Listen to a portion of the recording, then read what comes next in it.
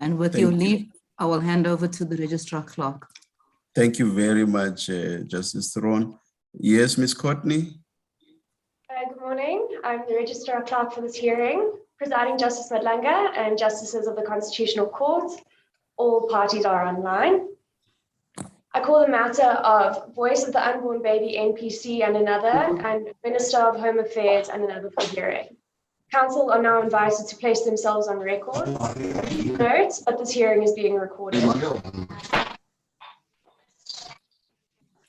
May it please the court, I'm Donrich Valdar, appearing for the first applicant, the Voice of the Unborn Baby. Thank you very much, Mr. Fowler. May it please the court, I am Adrian D'Oliveira. I appear for the second applicant, the Catholic Archdiocese of Durban, together with my learned friends Zahira Hussein and Henry Veld. Thank you very much, Mr. D'Oliveira. May Mr. Chris Ramutla please mute himself? Yes, I'm sorry, Ms. Ngozi Thomas. May it please you, Justice Madlanga and the justices of the court, I appear on behalf of the first respondent, together with my learned friend, Ms. Ntuli and Litole. Thank you very much, Ms. Ngozi Thomas.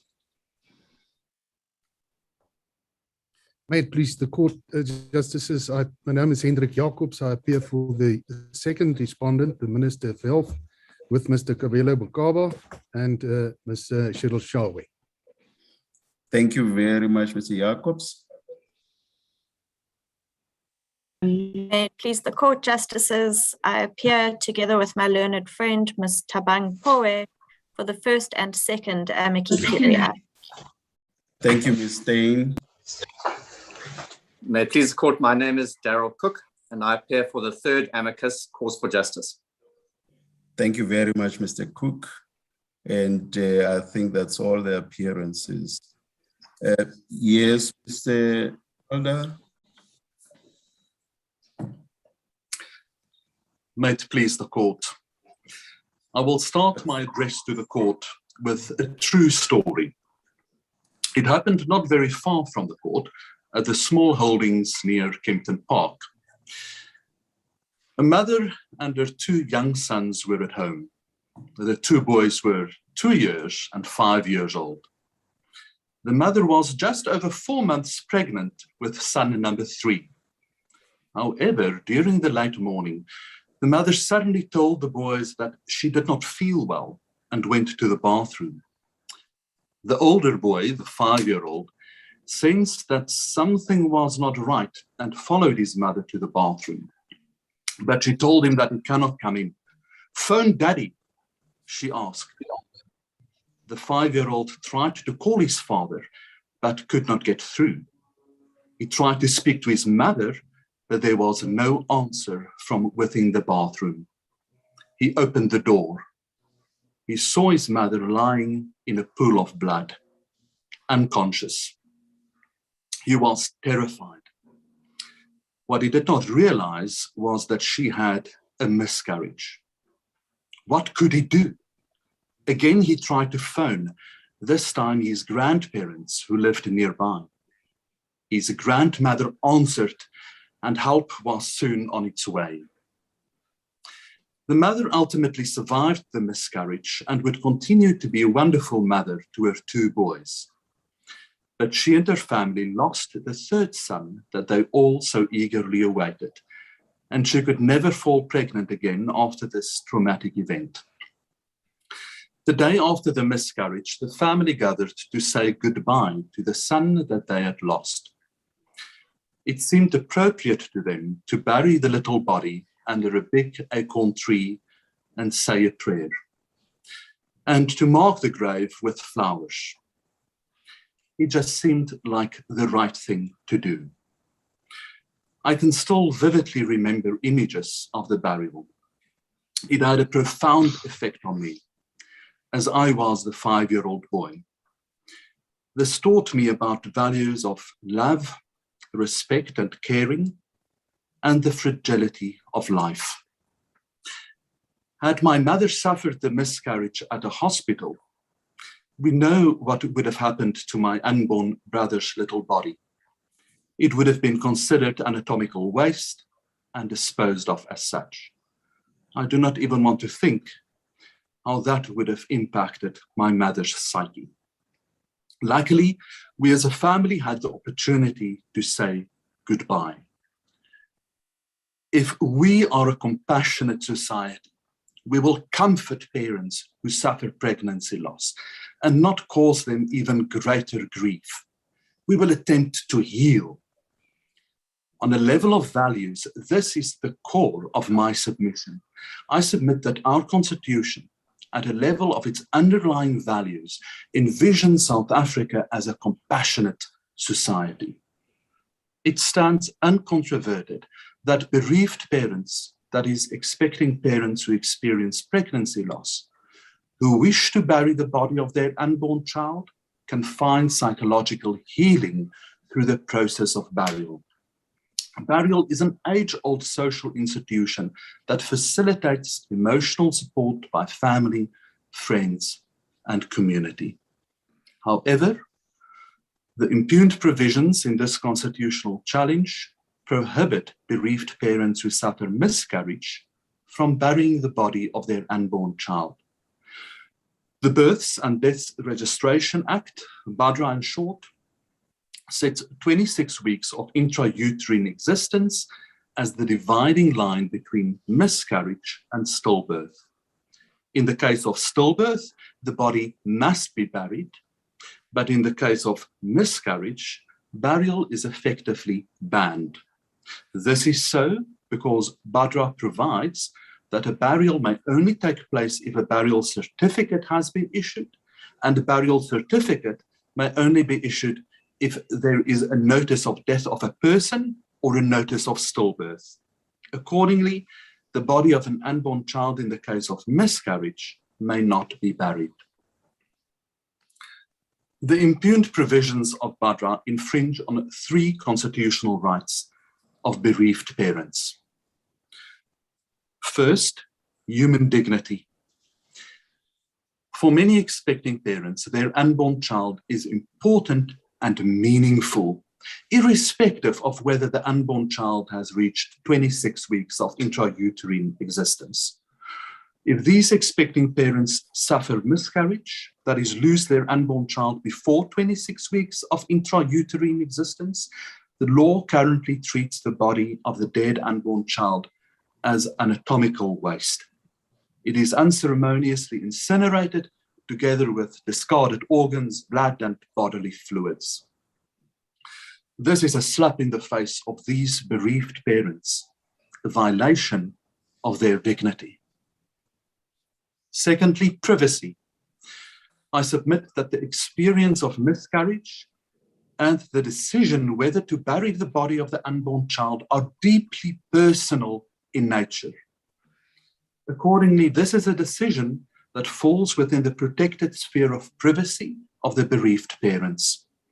The fact that BADRA bans this decision means that BADRA infringes on this protected sphere of privacy. Third, equality. The impugned provisions of BADRA treats expecting parents who suffer miscarriage radically different from expecting parents who suffer stillbirth. We accept that the law must often draw lines at certain points in the gestational development of a fetus. However, drawing a line is a separate issue from determining the effects of falling on this or that side of the line. We're not challenging the point of differentiation. We are challenging the nature of the differentiation.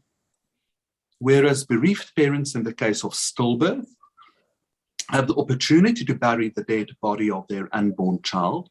In fact, they must bury the body. Bereaved parents who suffer miscarriage are prohibited from burying the body. This prohibition has no connection with any legitimate government purpose. Accordingly, The first applicant requests the court to declare that bereaved parents who suffer miscarriage have the right, based on their constitutional rights to dignity, privacy, and equality, to elect to bury the body of their unborn child. I refer to this right as the burial right. The intention with this declaration of rights is to serve as a general guide to Parliament to revise BADRA. There are many options open to Parliament, such as keeping a register and allowing informal burials, similar to my own family's story that I've shared with the court. This will be up to Parliament. It is important that South Africa will not be alone in the world. As highlighted in my heads of argument, there are several other jurisdictions that allow for optional burial in the event of miscarriage. I submit that the Constitution compels us to do the same. Lastly, just a word regarding costs. We are appealing the cost order made by the court quo, as the court did not award costs to the applicants, despite the fact that the applicants were substantially successful. In this regard, the relevant authority is the case of BioWatch. In this case, this court held as follows, I quote, "Particularly powerful reasons must exist for a court not to award costs against the state in favor of a private litigant who achieves substantial success in proceedings brought against it." And this was exactly the case. My client was substantially successful. Accordingly, I submit that the applicants were entitled to a cost order. Similarly, if the applicants are substantially successful in this court, we request an appropriate cost order. May it please the court. Thank you very much, Mr. Thalder. You have 1 minute to spare. Colleagues, do you have any questions for Mr. Thalder? Yes, through you, Justice Madlanga. Mr. Thalder, can you please address us on what the Minister of Home Affairs has identified or highlighted as one of the legitimate government purposes for the differentiation? The Minister of Home Affairs is saying that if you are successful, this will cause further demands on an under-resourced Home Affairs and under-resourced hospitals and doctors. Can you address that? Thank you for the question, Justice.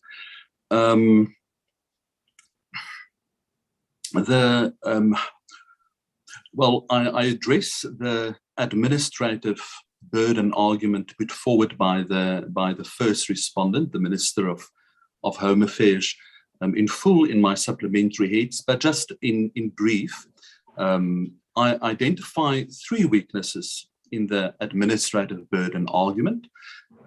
Firstly, that it is entirely speculative. The first respondent had 5 years to do research on this topic and get proper data before the court, but the first respondent did not. The first respondent only makes speculative claims. Secondly, this argument also assumes that once Parliament revises BADRA, that the existing processes will remain the same and entail the same administration. That is not necessarily the case. As I've already mentioned, it is open to Parliament to decide on any new administrative process in the case of miscarriage. That can, for instance, be as simple as a register for people who take the fetal remains, and that makes informal burial possible. And then thirdly, Justice, as a matter of legal principle, the rights to dignity, privacy, and equality are not limited by the state's available resources. And then fourthly, Justice, and this is something that I actually have not mentioned in my supplementary heads of argument, is a further weakness namely that the first respondent only considers possible cost to the state and fails to consider possible savings to the state. In paragraph 40.2 of the answering affidavit by the state parties to the first applicant, the state parties imply that they are providing psychological assistance to bereaved parents. If the first respondent wants to introduce the issue of costs, then the question must be asked, why did the first respondent not investigate and quantify the potential savings to the state in terms of counselling provided by the state on their own version? The newly tendered evidence by the first respondent is, with respect, Justice, one-sided and does not provide the court with a comprehensive picture regarding this issue. Thank you, Justice Madlang. Mr. Calder? Mr. Calder? Thank you, Justice. Sorry, my brother. Yes, you may continue, Justice. Thank you. You mentioned that there are other jurisdictions where accommodation is made to parents who miscarry and are allowed to bury their children. If we are not with you on the declaration of Badra, is there anything that one could come up with to accommodate those parents? Whether it's a form of certificate that could be issued or anything, is there anything that you could think of that you can propose if we are not with you? That's my first question. Unfortunately, Justice, we are not proposing anything in the alternative. We believe that a very strong case is made for the revision of Badra in order to make provision for burial in the case of miscarriage. The jurisdictions that we had regard to, how do they deal with this situation? Many of them, of course, provide for either the mother or both the parents to decide what must happen to the fetal remains, the body of the dead unborn child. In some cases, for instance, in the United Kingdom, the choice is basically between burial on the one hand, which we propose, and on the other hand, a more respectful disposal of the fetus, not with medical waste, but on its own in a more respectful fashion. But it's very important to note that the option there is still between burial, as we know it, and then respectful disposal through incineration. While in South Africa, the options are, in South Africa currently there is no option, is just a very disrespectful disposal as medical waste. Okay. Now the burial option, one would have to have the death certificate. Now, if you have regard to the relevant sections that define the corpse and the unborn child, how would we then deal with the scenario where one miscarries before the expiry of the 26-week period, where one talks of a viability of a Justice, Badra's current process is aimed at dealing specifically with persons who die and also then with stillbirth. And as we know, there's first a declaration or a certificate that then acts as a notice, and based on that notice, a burial order can then be issued. But instead of asking the Constitutional Court to now redraft Badra, our submission is rather that a general principle, a declaration, should be ordered that gives effect to the burial right, and then leaves it in Parliament's hands to decide how to reword and restructure Badra. For example, to answer your question, we don't need to stay within the current paradigm where there must first be a certificate issued in the case of miscarriage and then obtain a burial order.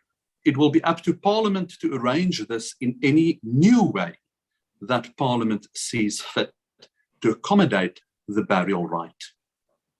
My last question now relates to the Kotopa statute. What about those who now, if we grant you the order, the declaration, will it not affect those who don't want to bury the children, those who go for abortion? How do we deal with that category of women? It is very important. It's a very important point, Justice, that that the burial right is elective. It is very important that it's not mandatory or instructive or anything like that. In other words, women parents who do not have an emotional attachment to their unborn child should be under no pressure whatsoever to bury. This is purely an elective right that parents who wish to bury their dead unborn child can make use of. It will be purely elective. Thank you. Thank you, Justice Malanga. Mr. Talda, given that South Africa is such a divergent society, have you considered any continental comparator in your research that could provide guidance as to how these issues are dealt with in the continent? I'm saying this, it could be raising some polycentric issues which would really transcend the interests of various societies in the country, and which one may think that Parliament and the executive might be well placed to go through the process of considering what remedies could be available. Thank you for the question, Justice. And I've tried my best to find comparative legislation in our continent, but unfortunately I was not able to find such comparative legislation. I see. Okay, and then if one look at BADRA and the scheme of the Act, is to regulate registration of births and deaths. And you seem to be motivating your point mainly on the interest of the new concept that you read into BADRA, being the expecting or bereaved parents. Now, does the Act as it is, or as it stands, does it not meet the legitimate purpose for which it was enacted? That focus is more on the registration of births and deaths of the fetuses, or let's say the unborn child. Thank you for the question, Justice. BADRA indeed aims to regulate births and deaths, and then as a consequence thereof also burial. But that is not to say that BADRA is about, well, that's BADRA's purpose. It's to regulate these things and regulate burial. But that doesn't mean that that the purpose of BADRA is removed from our society's general cultural importance given to burial. It doesn't mean that BADRA is removed from the purpose of burial generally from a cultural and psychological and a legal perspective. So when I use the concept of bereaved parents, it's purely for convenience, and it's not to try to introduce any new concept to legislation. Parliament will be free to use any concept that it finds convenient in order to give effect to the burial right. I think the most important thing here is that, as I address in my supplementary heads, why do we have burial? There's a long, thousands of years, a millennia history of why humans have burial. And yes, it is to pay respect to to the dead body, but also a very important aspect thereof, perhaps even the primary purpose, is to provide an opportunity for the next of kin to grieve, and also to provide an opportunity for their family, their friends, to support them in their grief. That is such an important cultural and psychological role of burial, and there's nothing to say that Bhadra excludes that. I think from our law needs to be human and recognize that burial is not just a clinical thing, but burial has a human component that underlies why we do it and why it is a cultural institution. I hope that answers your question, Justice. Yeah, I hear you, sir. Thank you. Justice Madlanga, may I put a question to Mr. Thaldar? I wish to make it clear I don't for a minute question the value which you attribute to burying, if I can call them, the pre-viable fetuses, those not covered by Bhadra. But what I wish to take up with you is what seems to be the central premise of the case, which is that Bhadra prohibits parents from burying the pre-viable fetus. And I have struggled to find in Bhadra such a prohibition. Section 20 requires a burial order. It says no burial shall take place. And burial is defined as the burial of a dead human being or of a stillborn child. So what it prohibits is the burial of a stillborn child or a dead human being. And it appears to me to do it because it wishes to leave open the possibility of an inquest before there's a burial, to if there's a question as to whether somebody did or did not die from natural causes. But given the definition of burial, which is the burial of a corpse, Section 20 doesn't require a burial order and doesn't prohibit the burial of a pre-viable fetus because it is not a corpse.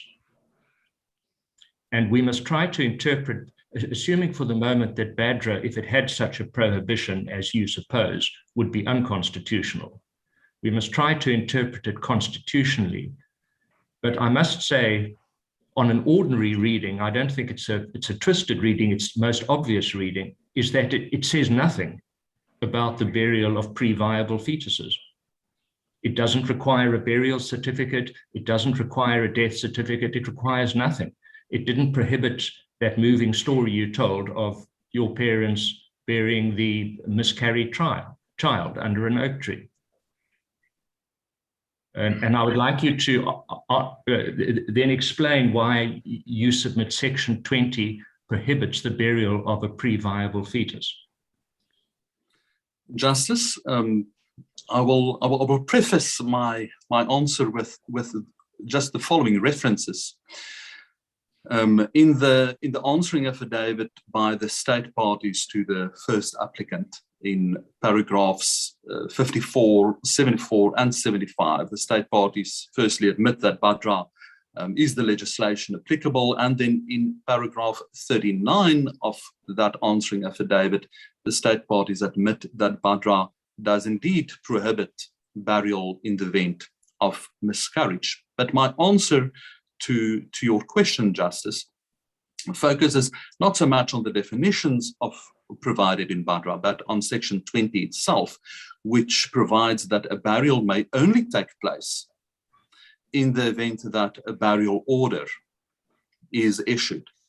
So, I would submit that. Yes, but how is burial defined? Burial is defined in Section 1 of the Act as meaning the burial in the earth or the cremation or any other mode of disposal of a corpse. Which is quite wide. Yes, and a corpse is defined as any dead human body, including the body of any stillborn child. Now, a pre-viable fetus is not a dead human body and is not the body of a stillborn child. So to bury in the common sense, a pre-viable fetus is not burying a corpse. Would you accept that proposition? It's not burying a corpse as defined in this act. If corpse's interpretation is then such as excluding a pre-viable fetus. But I understood, I mean, that's the whole premise of your case, that it doesn't extend to the case of a pre-viable fetus. But if it doesn't extend to the pre-viable fetus, then all of the provisions of the Act dealing with death certificates and burial orders say nothing about how to treat a pre-viable fetus. They contain no prohibitions. And I think this comes back to one of my colleagues asked the question about the purpose of BADRA. It seems to be a fairly, if I may say, a mundane piece of legislation recording statistics of births and deaths. And you will see from section 18, for example, when a doctor is uncertain as to whether a birth was a stillbirth. If he has some uncertainty about that, then certain provisions apply, and there must be a report to the police, because there might be a need for an inquest if the child was in fact born alive and then died. But all of this, making sure that bodies are not rushed into the ground, is to leave open the possibility of an inquest into a death other than for natural causes. And once you are not dealing with the concerns of BADRA, which are human bodies and stillborn children, then it's outside the scope of the Act. It says nothing about the pre-viable fetus, because the burial of such remains are not the concern of BADRA at all. Justice, I think two elements to my response.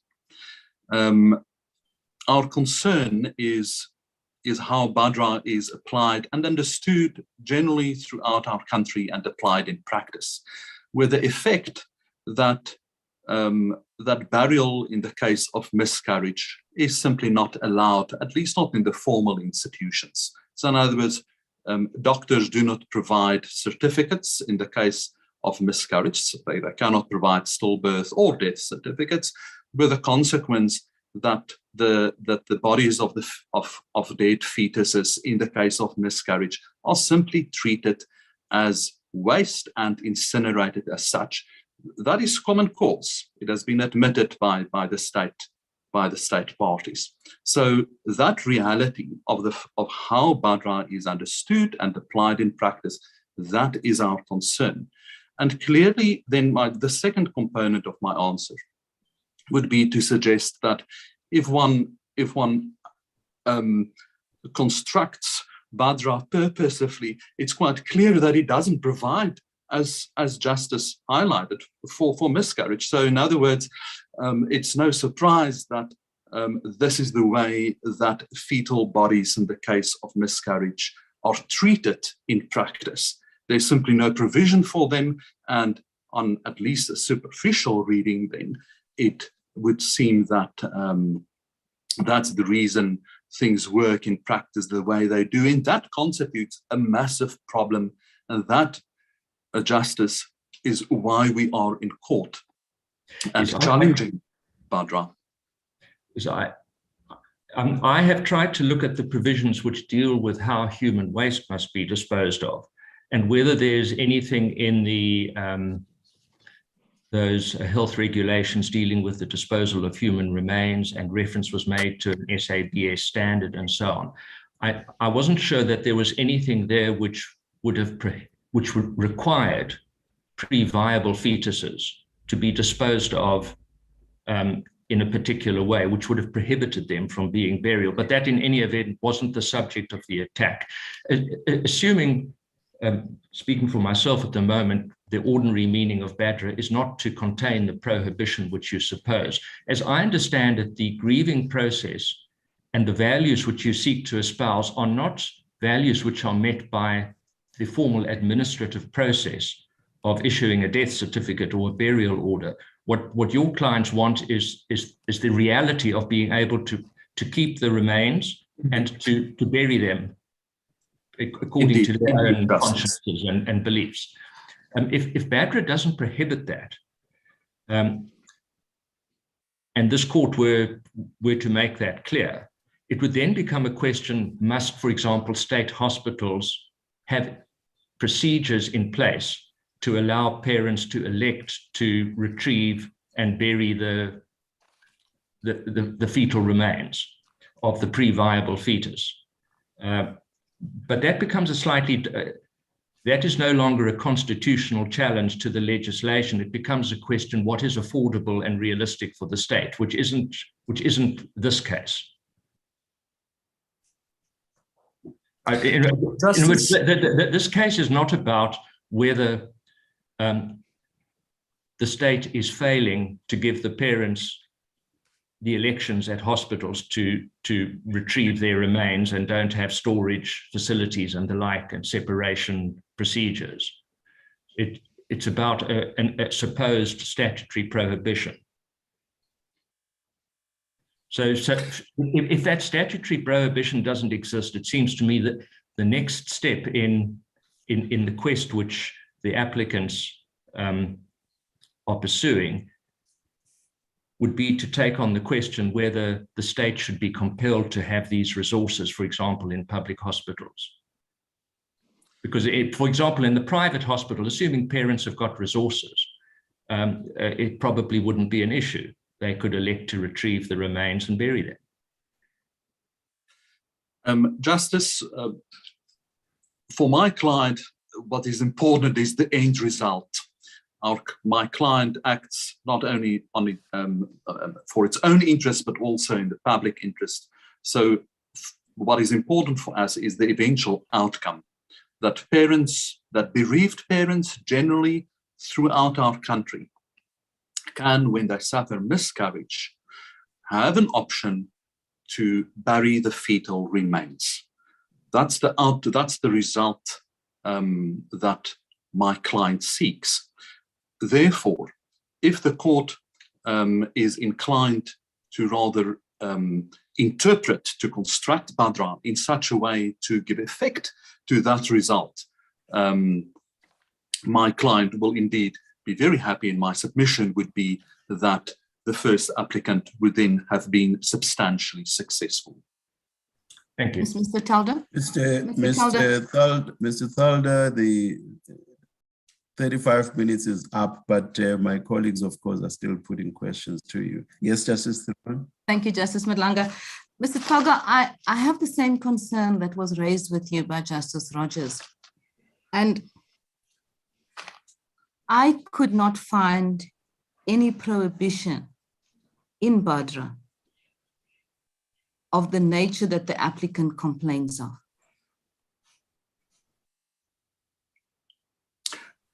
Justice, that would be, if it is so, a difficulty for the applicant. It might well be that the way BADRA has been implemented and the policy decisions taken at public hospitals imply that there is a prohibition. But we are here dealing with the constitutionality or otherwise of the Act. If I can just go on before you respond, Advocate Thalder. In other words, my understanding of the Act is that if a miscarried or aborted fetus is buried, that is not a burial for the purposes of the Act. It doesn't come under the definition of a burial as defined. You would not need a death notice for it, but it is not, that kind of burial is not prohibited.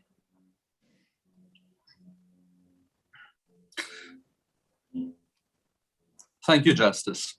Justice, I can just repeat my submission to Justice Rogers, namely that we have analyzed this in my heads of argument. Also, it appears to be common cause between the parties that BADRA in fact prohibits burial in the case I'm of sorry to miscarriage. interrupt you, but the fact that the respondents may have agreed does not mean that the prohibition is there.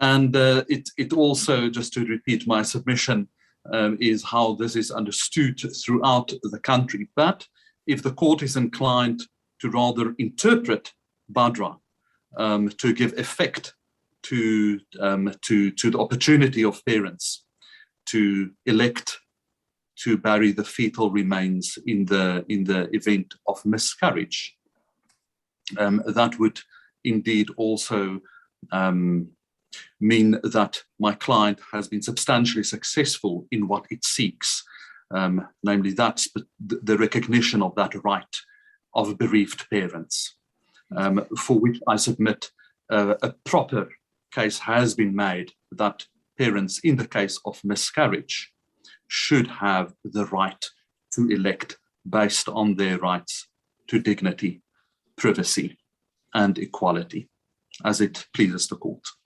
And I've also had regard to the regulations, and obviously I haven't scoured them as you probably have, Mr. Talga, but I could find nothing in the regulations. In my supplement.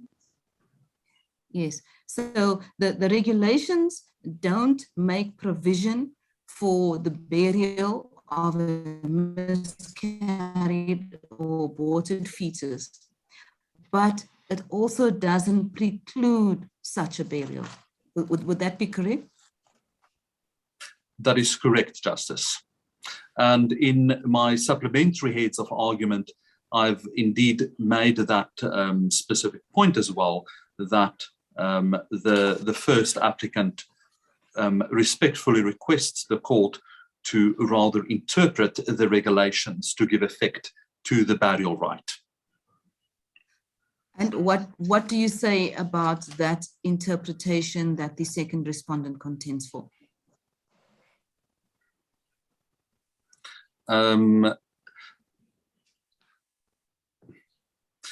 If I understand the second respondent's case correctly, it is that there is in fact no dispute between the parties based on these challenged pieces of legislation.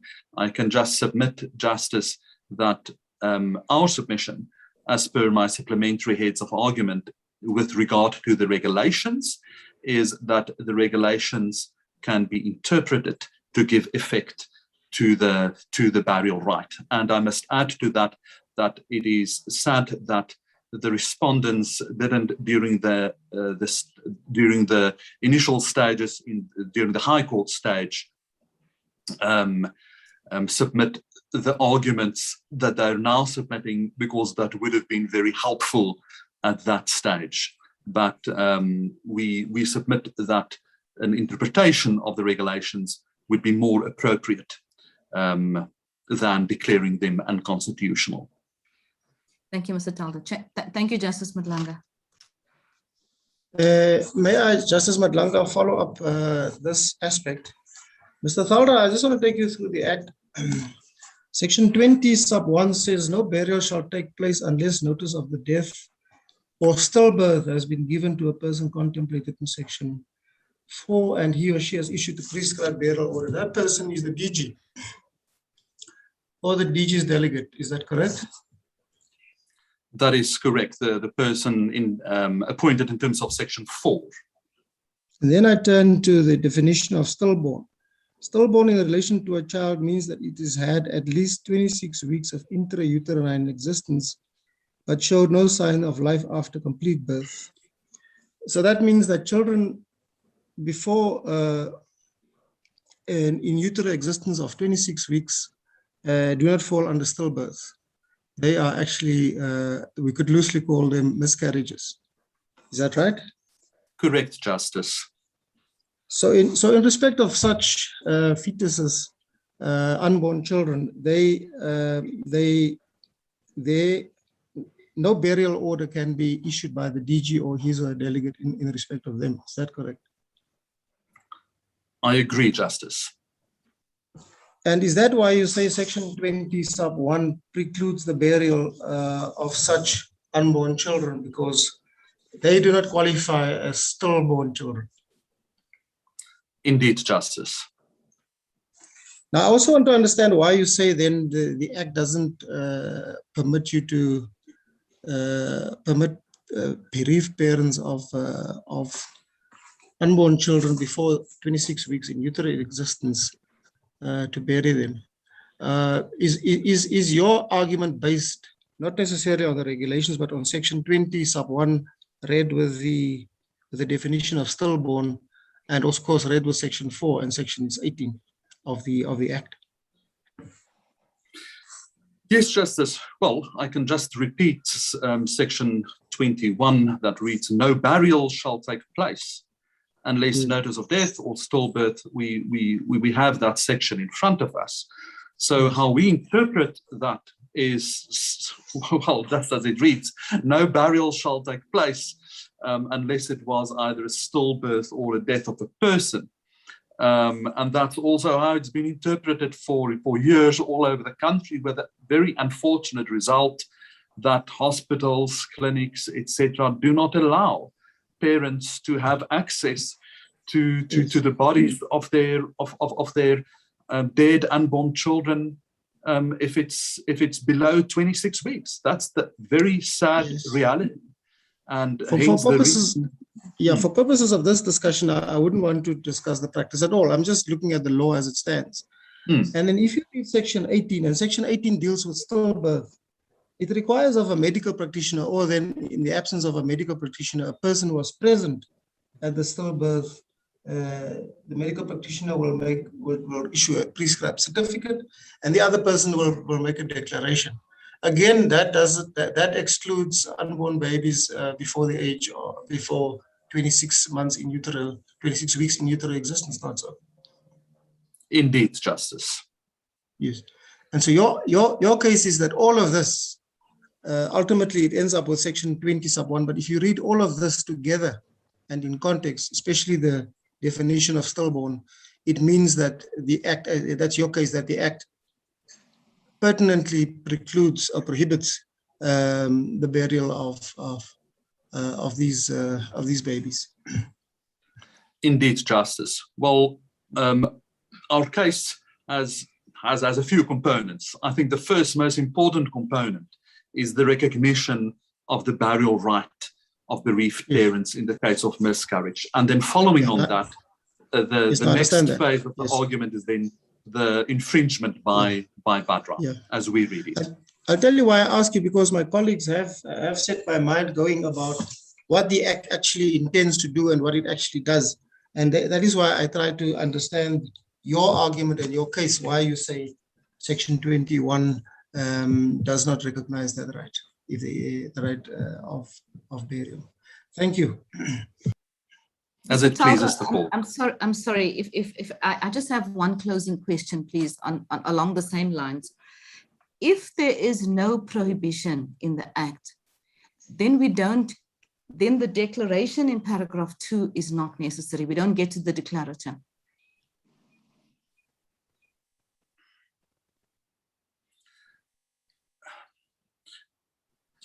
In the event that the court is inclined to interpret BADRA in a way that it does not make the burial of fetuses in the case of miscarriage illegal, then in that case, I would submit that the alternative relief should still include. I'm sorry to interrupt you, Mr. Talga. It's not a question of how the court interprets the Act.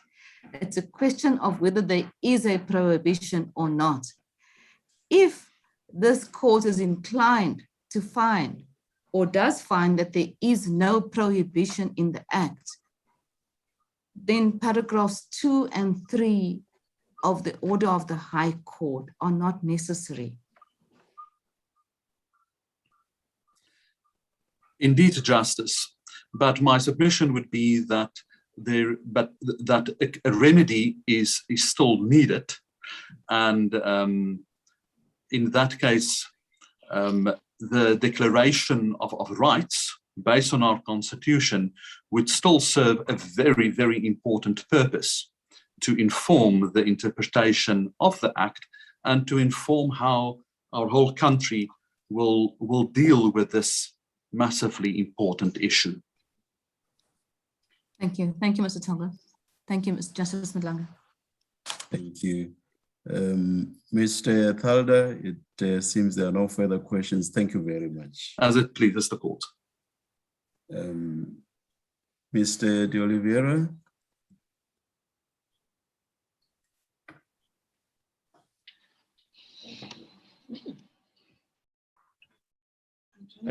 May it please the court. I'm probably going to do myself harm by changing my submissions completely. Justice Madlanga, I'm sorry to interrupt. There appears to be an echo coming from Mr. De Oliveira. I just would like to inquire if there are two devices on in the room where he is, because that would create an echo. Is this better? I think, sorry, if I may, Justice Madlanga, there's an Ntuli. I don't know if that person is with you. That may be the echo. The second person in the room with you. Or it's muted now. Thank you. I have muted Ntuli. Thank you. Thank you, Justice Madlanga. Thank you. Please proceed, Mr. De Oliveira. May it please the court. What I propose to do is I propose to use a few minutes for my protection time introduction. I then propose to attempt to address, perhaps still within the protection time, some of the questions that I've heard from the court in order to be of assistance in following the debate.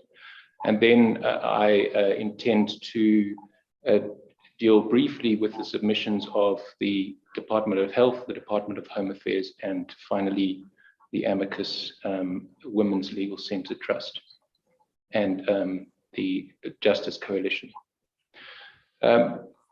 So in view of the debate, I shall try to be brief just with my introduction. The members of the Catholic Church and many others within the country believe, and there are many others in the country who for non-religious or religious reasons believe the same, that a unborn fetus is a person, a child, that they regard to be their child, and they wish at the demise of that unborn child, whatever the age, to be able to give that child a burial. I agree, BADRA does have a clear purpose. The purpose of BADRA, as I see it, is to regulate births and deaths and matters incidental thereto, and though the matters incidental thereto have included within the statutory scheme burial. I agree that the primary purpose of the Act is to ensure that there's no foul play at or around the time of death, and hence there's a prohibition of burial other than when a burial certificate has been issued. But the inadvertent, we submit, the inadvertent result of the statutory scheme, the indirect result, is that there are no burial certificates allowed or provided for in the case of persons who have pre-viable children who they wish to bury, and or we submit in the case of unborn children who are viable, but whose demise is caused by a termination of pregnancy. And so the difference is concretely as spelt out in the life of Mrs. Moriawan Bam and her husband Malcolm Bam. In the case of their first miscarriage, the hospital insisted on taking the remains of the child. And that wasn't only as a result of with respect to hospital policy. That was as a result of an entire scheme that now runs through the country, which is premised on BADRA, where burial will only be permitted if there's a certificate in hand, a burial certificate in hand. And as I shall show the court a bit later with regards to the municipal regulations themselves, which the Department of Health relies on, does not permit burial, even in where there's a definition of fetus. There's no permission for burial unless a BADRA certificate is produced. So the result is parents are not able to bury their deceased pre-viable unborn fetuses. In this country, one can bury animals, your pets. You can go along, and if your pet dies, and at the vet, you tick a form, you pay a bit extra money, and a week later, along comes a little casket with the ashes inside. But in the case of human beings, the human beings are not allowed, and in the case of the members of the applicant, the second applicant, human beings are not allowed to bury what they regard to be their deceased children. Now, this causes persons in the position of members of the Catholic Church and those who are like-minded to suffer a double loss. One, the loss of a child, and two, the loss or the trauma of having to part with the remains of their child. And this is in circumstances where there's no evidence before this court that the burial and funeral industry wouldn't be able to handle it. There's no evidence before this court, despite it being called upon pertinently in argument and being called upon in the papers, certainly by implication, of the fact that it would be burdensome from a practical perspective, for instead of the hospitals taking the remains and putting it in the incineration chamber, to put it in a little container and put it in a refrigerator to be collected by an undertaker. There's just no evidence to that effect, and none was also produced by the Women's Legal Centre Trust in the context of terminations. There is the claim that there's an administrative burden, but we will deal with that, and we submit that that is without a real substance. So we submit that the Constitution envisages a society where persons like Mrs. Bam and Mrs. King can bury their remains in accordance with their beliefs. At the same time, that others would be free and are free to believe differently and to not bury their remains if they so wish. And so if I might just address certain questions. The first question, if I can just, certain questions and certain of the debate which I heard from the court briefly. Justice Theron's question in relation to the declarator. Justice Theron, I disagree with my colleague that the declarator would not be appropriate relief in this case if the interpretation of the Act that I hear from yourself and Justice Rogers is adopted. The reality is, and it's uncontested on the papers, the reality and the practice is that out there, people cannot bury their fetal remains unless they force their way through the system and do it in the eyes of everyone unlawfully. And it would be appropriate, I submit, that on the facts of this case, if it is so that there is an entitlement to burial, which entitlement the state is standing in front of you saying there isn't an entitlement for pre-viable children. If there is an entitlement, that a declarator would be appropriate, a declarator that in event of the pregnancy loss other than stillbirth, the bereaved parents have the right to bury their dead fetus, if the parents so elect. And that in combination with the judgment that if the court is so minded, that says that BADRA itself is not a problem, would then go a long way to correcting the legal position and the factual position as well. Then, Justice Rogers, I think that response to Justice Theron's question is essentially at least part of my response to your question. We would agree, however, that that although it may not be expressed within the Act, it is certainly implied by the definitions of burial and how burial is limited. It's the one statute in the country that regulates burial, and it limits burial to these two categories. And by implication, we submit that it means that there is no burial, at least, and that is how it is understood and applied in practice. And so we would agree with the construct which has been put by Justice Majid. But there is still the problem of post-viable or post-26-week terminations. And there, as we understand it, factually there is now a lack of clarity on the papers. The original affidavits for the state were equivocal, but insofar as there were bold denials of the fact that a post-viable fetus which was terminated. Mr. De Oliveira, your 10 minutes is up. Colleagues may put questions to you now, but please do continue. Thank you, Justice. Where was I?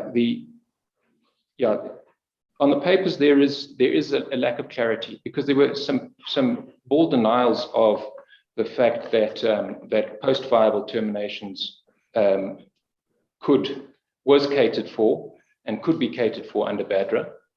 But there were also pertinent statements specifically to the opposite effect.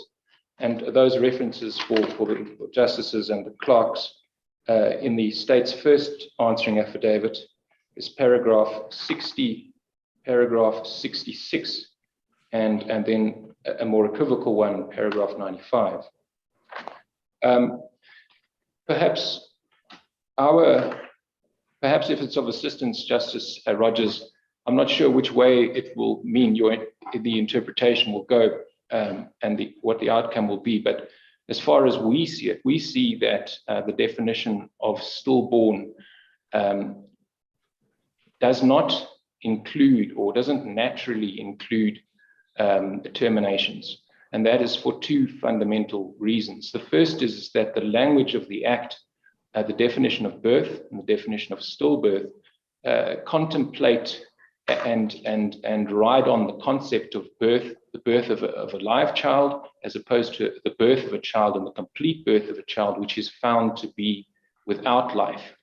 And the language of birth is foreign or doesn't sit well, so the termination doesn't sit well with the language of birth. The second is because of the second reason why we submit that the terminations aren't included under the language of stillbirth within the Act or aren't covered by the Act, is because of the operative provisions. The operative provisions envisage either a live person or a stillborn viable fetus which has died, but which needs to be looked at carefully in order to ensure that there is no foul play. And in that context, we don't see that the operative provisions of the Act contemplated terminations of pregnancy where there would not be any need to do any careful inquiry about whether the fetus was stillborn or not. So there is a problem we perceive with certainly the, if not the Act, then the fact, and that is that as a matter of fact, women at times require late-term terminations for serious, sometimes very serious reasons. And then at that stage, that termination or that child might have nevertheless been a wanted child, and they would have wanted to bury that child, but they cannot, because although viable, BADRA doesn't provide for it. Sorry, Mr. D'Oliveira, may I just ask, if the Act doesn't prohibit, if it's silent, I wouldn't want the questions that I asked to your colleague to suggest that it confers a right to bury the pre-viable fetus, or in your interpretation of the Act, the terminated pregnancy of a viable fetus. My point was rather that the Act didn't appear to me on an ordinary interpretation to prohibit it. It's silent on the question. It neither allows nor prohibits it. It just doesn't deal with it. If that's the correct interpretation, then the case, and I understand your point about the practical reality, because one might say, well, then there's some sort of lacuna. Would your argument be that there has to be statutory machinery to give parents the choice? It might be outside the scope and the purpose of BADRA. It might have nothing to do with BADRA. You're really saying, well, if BADRA doesn't prohibit it, how do we give practical effect to the fact that there's no prohibition? How do we make sure that the doctors, give us the fetal remains? But it seems to me that's potentially a rather different question. Assuming it's not a matter of BADRA unconstitutionality, BADRA silent on the question. Assuming it were common cause between everyone that BADRA is simply silent on the point, you would presumably then want to come to court to say the state must pass legislation which regulates this field.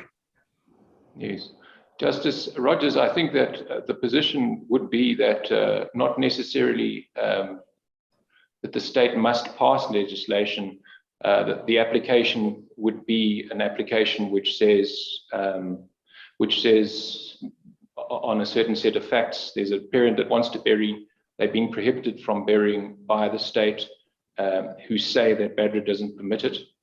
BADRA is silent, and therefore we seek a declarator that parents are entitled to bury. That would be the nature of the application. Insofar as the regulation of that is concerned, I just contemplate the following.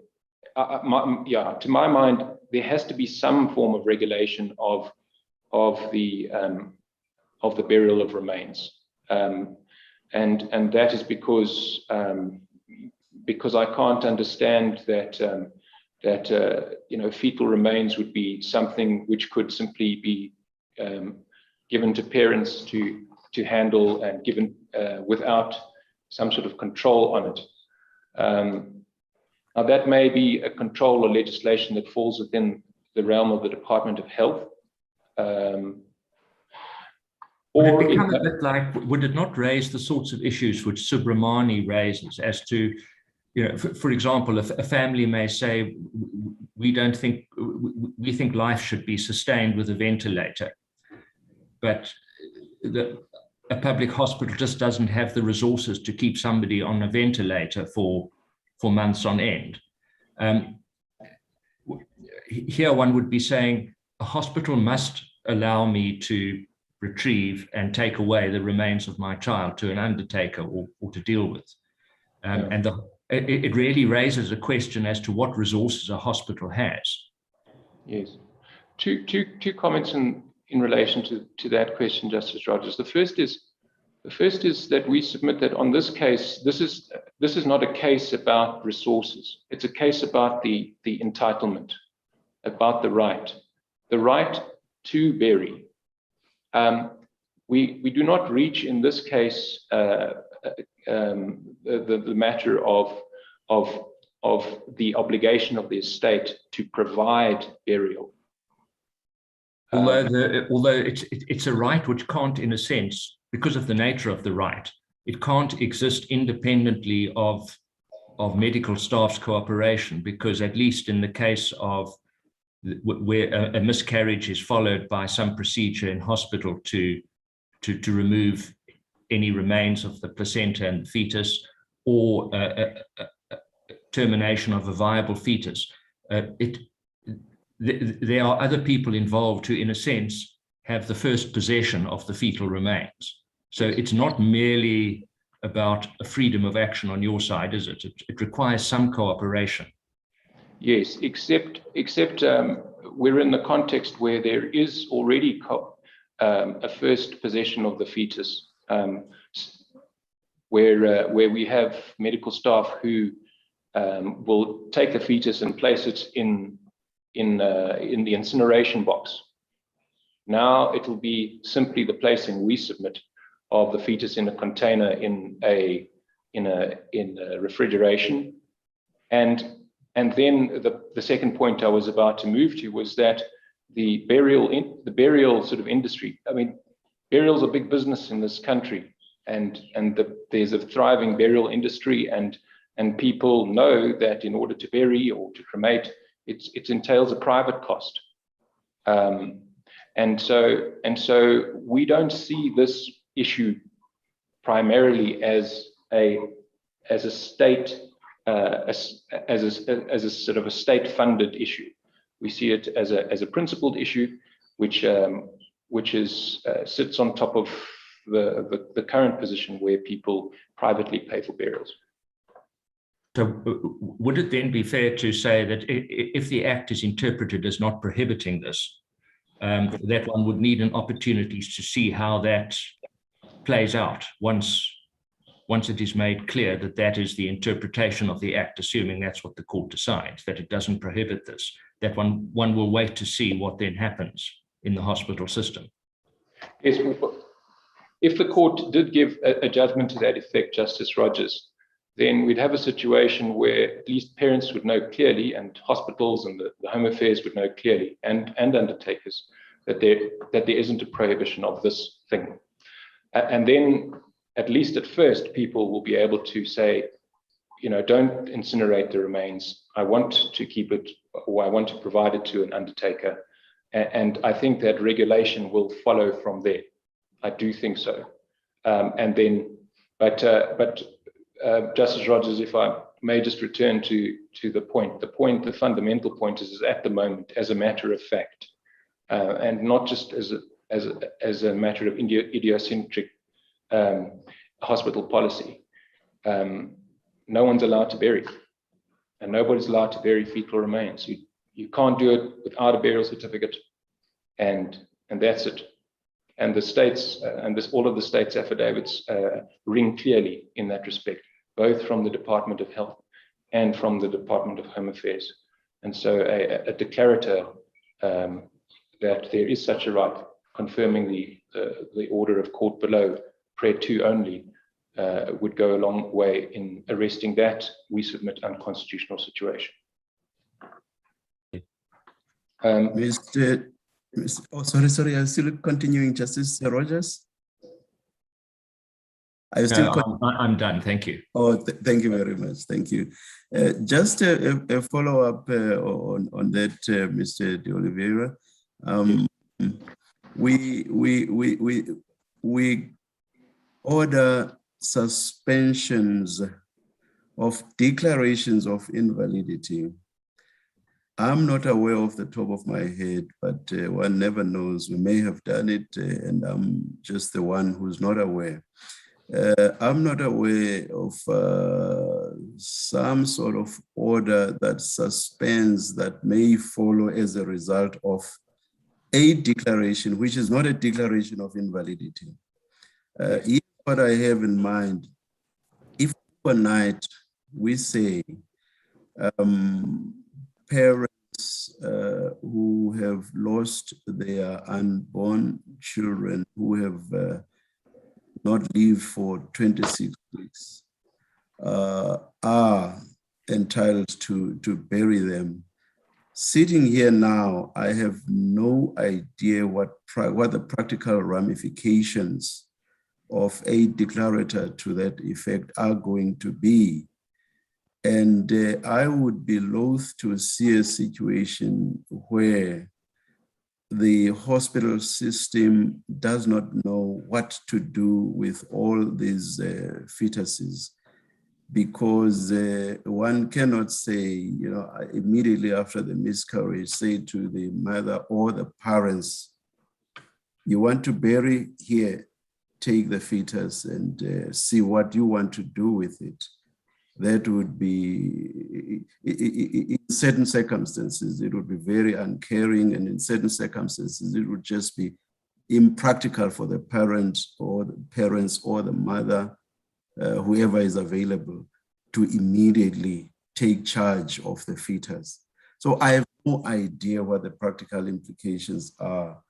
Would it fall under our just and equitable jurisdiction for us to say something like, even though we make this declarator, but the right of parents who have lost their unborn child will not take effect for at least X period, maybe months, maybe a year, 2 years, and so on?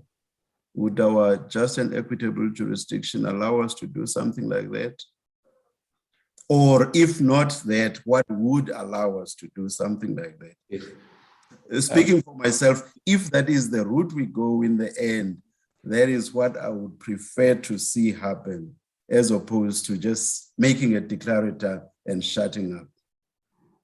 Yes, Justice. Justice, first part of the answer and the second part. The first part of the answer to your Justice's question, which is an indirect response, really is to remind Justice respectfully that in the notices of motion of both of the applicants, there is, as a first point of relief before moving to the order of constitutional invalidity, a claim for an order declaring that there is this right to bury. So as a matter of the power of this court on appeal, as I understand it, the order is there of the High Court. This court would have the power to either confirm that order or to set it aside and so forth. So as a matter of jurisdiction, strict jurisdiction in the old common law sense, I submit that order could be made.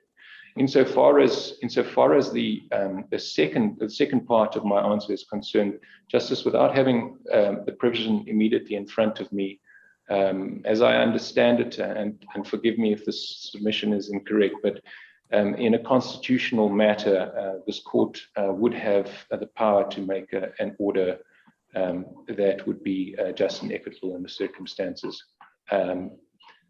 So that's the answer to that submission. To the question. Thank you, Mr. De Oliveira. Please continue, Mr. De Oliveira. Justices, to be very quick, and this would be the response. I mustn't presume that the interpretation of the Act is necessarily going to be that's being put forward by Justices Theron and Rogers in the debate thus far is necessarily going to be the decision of the court. And just acting under that assumption for the moment, I just have to would wish to answer to the Department of Home Affairs heads of argument first, and it touches upon, but it does touch upon the debate thus far. In the heads of argument, reference is made to three sets of bylaws. Justices, we found the bylaws using the references very quickly on the internet. I just wish to draw to the court's attention what is not contained in the heads of argument of the Department of Health. And that is the following, that in the City of Cape Town Cemeteries and Crematoria bylaw of 2011, whilst there is the definition of a fetus contained in the definitional section, Section 3 of that bylaw makes very clear that there can be no burial unless permission is received from the city on application by an applicant who submits a burial order in terms of the Births and Deaths Registration Act. The same applies to the Mbombela bylaw, which is at section 4 of that bylaw, except they refer to the old Births, Marriages and Deaths Registration Act, where a burial order is required, failing which no burial, and sections 8 and 9 of the Chwane bylaw. So the reason I draw that to the court's attention in response to the submissions of the Department of Home Affairs is because the submission is made that the list between the parties is actually between the applicants and the municipalities, on the basis that this is regulated at municipal level. But very plainly, the municipalities, and this unfortunately is not before the court because of the fact that it wasn't placed before the court earlier by the Department of Health, but the municipalities act on BADRA and only bury what BADRA says they can bury. And the second reason why we submit that the second respondent's submission should be rejected is because the second respondent on repeated occasions admitted in its answering affidavit that it is BADRA. BADRA is the statute that regulates burial and which entities may permissibly be buried. And so the position taken in argument now is inconsistent with that. Then in the case, briefly in response to the amici, which is my second sort of pre-final set of submissions, the position of women who approach an abortion clinic must always, we submit, be respected and protected. There's no quibble with that in these proceedings by the Catholic Church. But we do not see that there is merit in the Amicus's submissions. The reason being, and if reference is made to the Hillestat and the June medical decisions of in the United States, and the argument which was based on this sort of notion of undue burden. In the American decisions, there were statutes that literally halved the amount of abortion clinics available to women.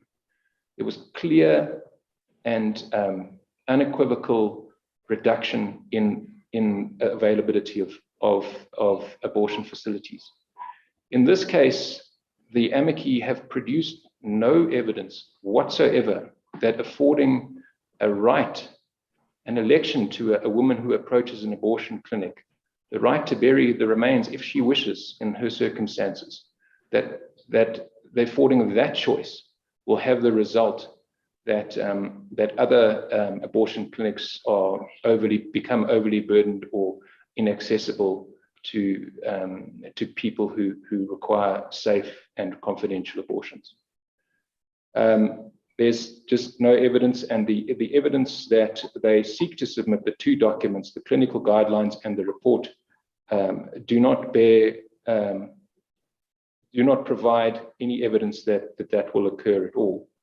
And then insofar as the secrecy provisions are concerned, or the need for confidentiality, BADRA itself in section 29 of the Act requires information which is disclosed in terms of that Act to be kept secret.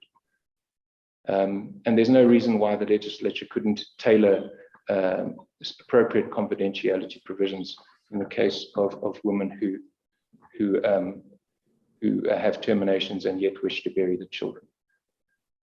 Then finally, in response to the arguments of the state, the state's argument, as we understand it, is really fundamental argument on the basis of viability is really misconceived. The approach is an approach to say we have drawn this line because it is for these reasons and therefore it is rational. But this is not a review. The question is, what is the purpose of limiting birth only to viable fetuses and excluding pre-viable fetuses? And essentially there, the viability line becomes a matter of, well, the state, we've decided that this group of unborn are entitled to burial and the remainder are not. And you Catholics and other persons who believe otherwise, sorry. And that doesn't pass muster, we submit in a constitutional dispensation. The other new justification which is offered is the administrative burden justification. And there we submit it is based on a doubly flawed premise. The first flawed premise is that the total numbers of 450,000 terminations and miscarriages combined represent the administrative burden that will have to be taken on by the state. Well, that is not correct.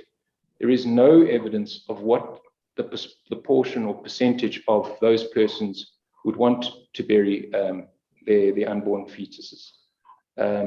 It could be a tiny percentage. And the state that bears the onus hasn't placed any evidence before the court from which it can be inferred what the true number will be. And then the second part of the flawed premise, it has to do with Justice Mtlantla's question, I believe, earlier in the day. And that has to do with the concern about administrative processing. And we submit that whilst there would be administrative processing quite appropriately for viable fetuses, there does not have to be any administrative processing and examination in the case of pre-viable fetuses. And so there would not be a burden in that process. Mr. De Oliveira, your 35 minutes is up. How much more time do you want? And let us debate that. Justice, I see that the last point, which I was about to make in my notes, was the point which I discussed earlier about the interpretation of Badra. So I am complete in my submissions unless there are any questions from the court. Any other questions from colleagues? Thank you very much, Mr. De Oliveira. Colleagues, let us take a break now until 11:45. Court adjourned.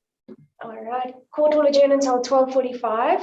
Please note that during the adjournment, you're welcome to switch off your video and mute your microphone and then rejoin with video and sound when the hearing recommences at 12:45 or 11:45, my apologies. Should you exit, please use the same link to rejoin the hearing. Thank you.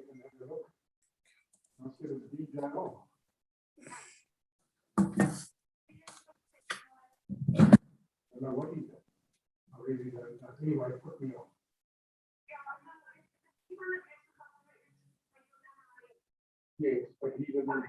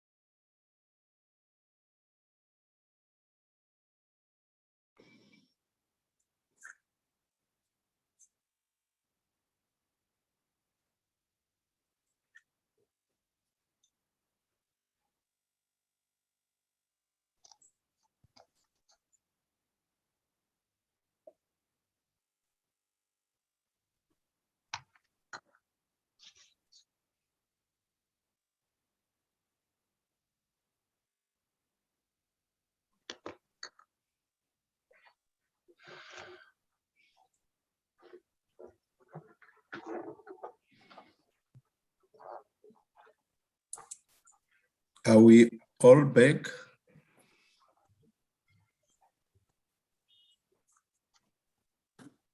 Colleagues? Justice Madlanga? We are all back. Thank you, Justice Theron.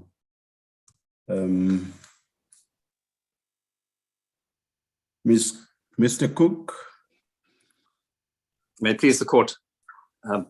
Justices of the Court, I've listened to the debate which has taken place so far, and I would like to an extent, respond to some of the propositions that have been put by the court to my colleagues thus far.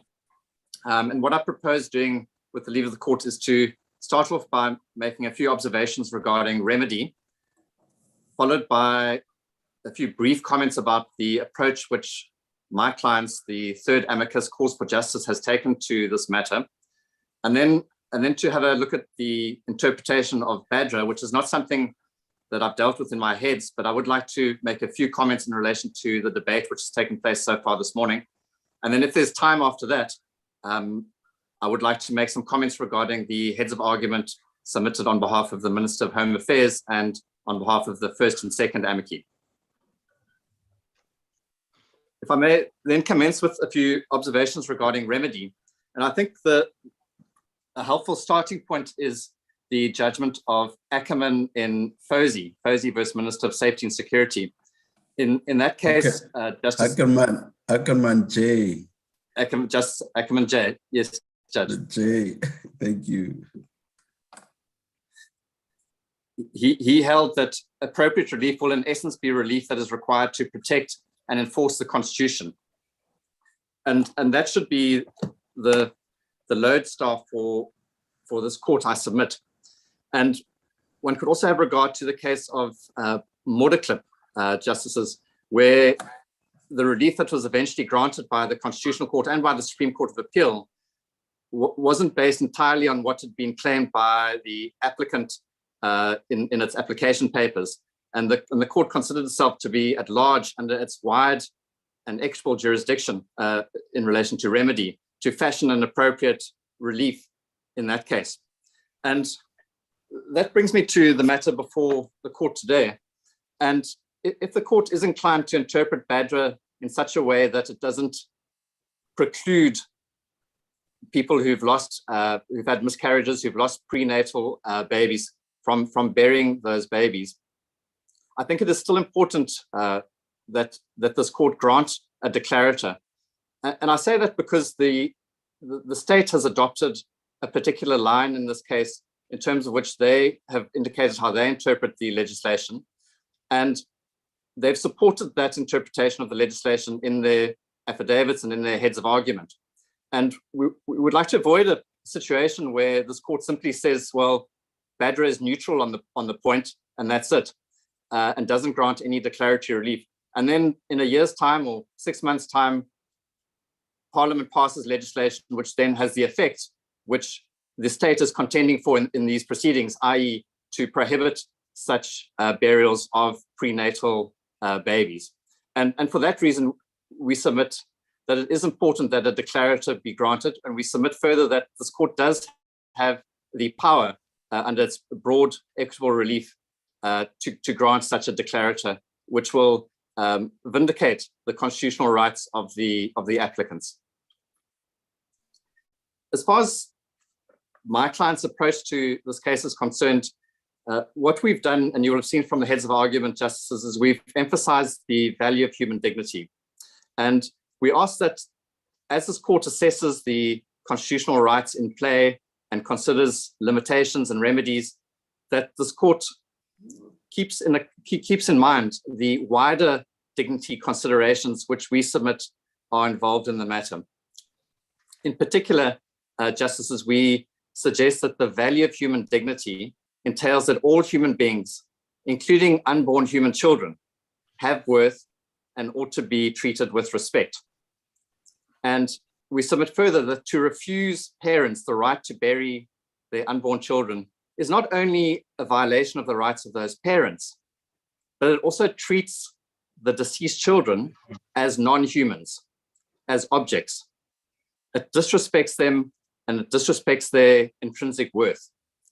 And for that reason, we say that such a position, such a prohibition, would not be consistent with the value of human dignity. So to this extent, it is not only the parents who have an interest in how the remains of unborn children are treated, but we submit as a society, we are all demeaned in a sense when the law denies the parents this choice. and compels the disposal of these children as medical waste. Justice, that in a nutshell is the approach that the third amicus has taken to this matter. If I may then just make a few brief remarks regarding the interpretation of BADRA.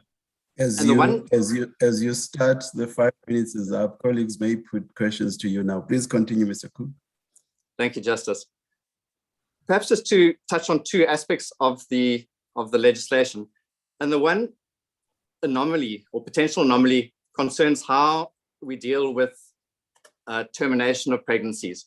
So if the court accepts the interpretation which was advanced by my learned friend, Mr. D'Oliveira, which I think is correct, that terminations of pregnancy are not covered by the definition of stillbirth,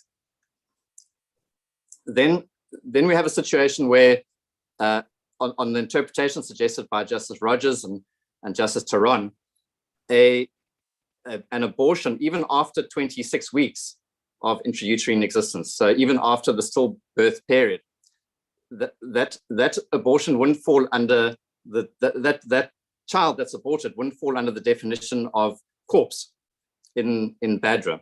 So what we might have then is a situation where, let's say, there's a congenital abnormality and a child has to be aborted at 39 weeks, a week before the due date. That child that's aborted at 39 weeks wouldn't fall under the BADRA scheme, and there would be no legislation dealing with how that body of that baby must be dealt with. Whereas if a child is born at 39 weeks and then immediately dies, that will then be dealt with under BADRA. So I think there is a difficulty with the scheme. Not sure how that gets resolved, but I think it is worth bearing in mind. The other point we'd like to make in relation to the legislation, and particularly regarding the definition of corpse, is we certainly would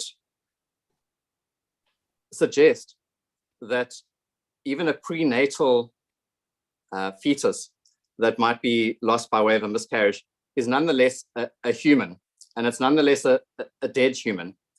And arguably it's also a dead human body.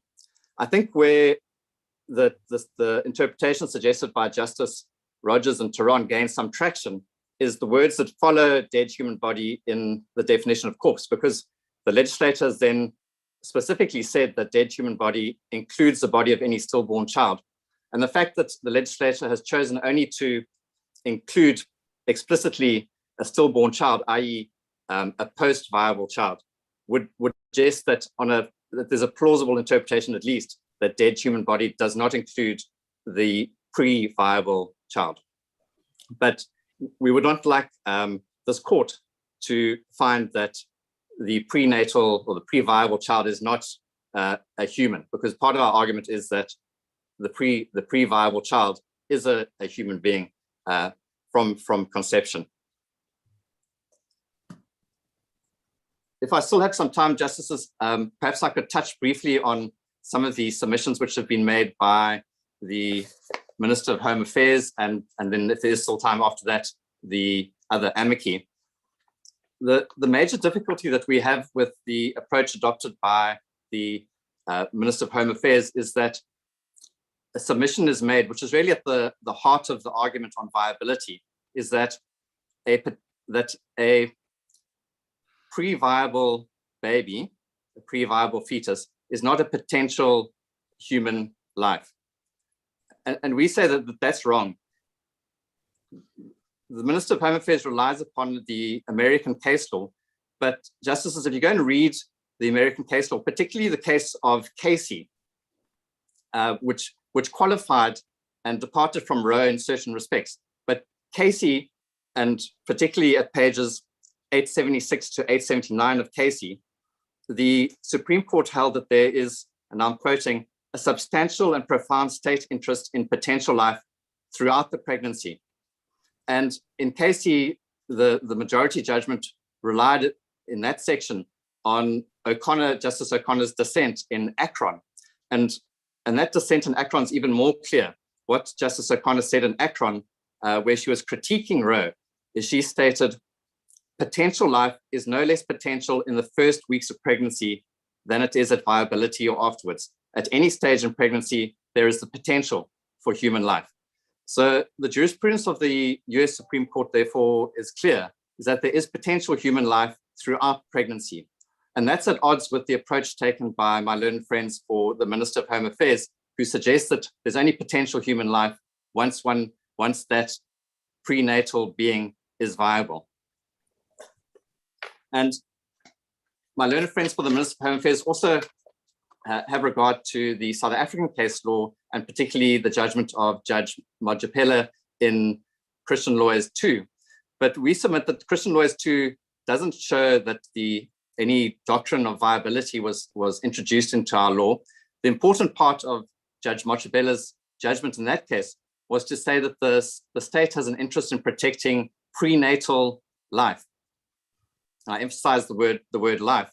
And in the context of that case, it was clear that Judge Majapela was referring to prenatal life that existed prior to viability, because it was in the context of the Choice Act. And we know that the Choice Act limits the rights of a woman to have an abortion long before we get to the point of viability. So at 20 weeks, the right is very tightly constrained. And even at 13 weeks, the right to abort is constrained. That's long before one gets to viability at 28 weeks or so. So our submission is that also under South African law, and in particular Christian Lawyers 2, our courts have indicated that the state has an interest in protecting life even before that life is viable. The other South African case that my learned friends for the Minister of Home Affairs rely upon is the Umshumpa judgment. And here, that was the judgment of Judge Froneman when he was in the High Court. And that was the case concerning whether the definition of murder should be extended to include the killing of an unborn child. And that case didn't decide that viability is relevant to that inquiry. That case actually, at paragraph 58, specifically says one of the issues that would have to be considered is whether such an extension would include only a baby that's viable, or perhaps also a baby that hasn't reached viability. So the point regarding viability wasn't determined by Judge Froneman in that case. So that's of no assistance to my learned friends in that regard. And if we looked at the academic writings which have been considered in South Africa, particularly the article of Professor Mayerson that we refer to in our heads of argument, in that article, Justices, she refers to the fetus as a living human organism. So she goes even further than describing the fetus as potential life. She describes it as a living human organism, which is another way of saying a living human being. And Justice, you may also have seen the affidavit of Dr. Lachranji, which my clients put up in the High Court, and her evidence from a medical perspective was that there is a living human being from the moment of what she called sperm-egg fusion. But to upset the Minister of Home Affairs' argument, we don't need to go as far as showing that the pre-viable fetus is a living human being. It's enough to show that the pre-viable fetus is a potential human life, because that's the hook that the Minister of Home Affairs hangs her burial right upon. She says that it's only when it's a potential human life that we're going to confer the burial right on the child. And we say the potential human life is throughout pregnancy. It doesn't suddenly overnight come into being after 28 weeks in the uterus. It's there throughout the pregnancy. And I think, Justices, we all know intuitively and as a matter of common sense that is so. Anyone who's looked at a scan of a baby at 13 weeks or 20 weeks or 24 weeks and seen the child burping or moving around will know that is, at the very least, a potential human being. And on that basis, we say that this distinction which the Minister of Home Affairs draws between potential human beings which only come into being after 28 weeks must fall by the wayside. Just, I'm not sure if I have any further time allowed to me. The only other topic I wanted to look at was some of the submissions made by the... You have what? You have 1 minute. How much more time do you want? Only 1 minute. I can do it in one. I'll do it in 1 minute, Justices. Two points regarding the Women's Legal Centre submissions. The one is regarding the evidence. you may have seen in the heads of argument of paragraph 47.1, they rely upon an Italian practice. Justices, that Italian practice is not even part of the evidence which they've asked to be admitted in this court. It's based on a newspaper article or an article of some sort which relies upon a Facebook post. So we urge this court to be careful in assessing the evidence referred to in the Women's Legal Centre heads. The second point, and a more high-level point regarding the Women's Legal Centre approach, is we refer to paragraph 33.3 of their heads of argument, where they argue that the freedom and ability to make decisions based on one's own circumstances is the golden thread which runs through the applicable constitutional rights. And we say it's ironic because in this case, what they're seeking to do is to deprive women who've had miscarriages or abortions, or not miscarriages, sorry, of abortions, of the freedom to make the decision concerning the disposal of the remains of that abortion. And so their stance in this case we submit actually runs counter to the golden thread which they themselves have identified. Thank you, Justices. Those are my submissions. Thank you very much, Mr. Cook. Now, Ms. Nkosi Thomas.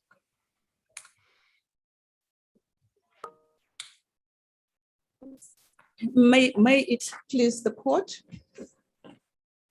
We propose to approach our argument in the following manner. We will first of all deal with the application to adduce new evidence on appeal, followed by the 4 grounds of appeal that we raise in our notice of appeal, since the minister decided to exercise his automatic right of appeal. I think it's under section 165. The applicable section has been noted in our written submissions.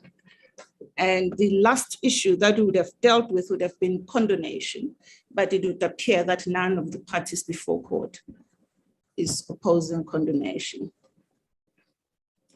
If we may turn, Justices of the court, to the application to adduce new evidence on appeal.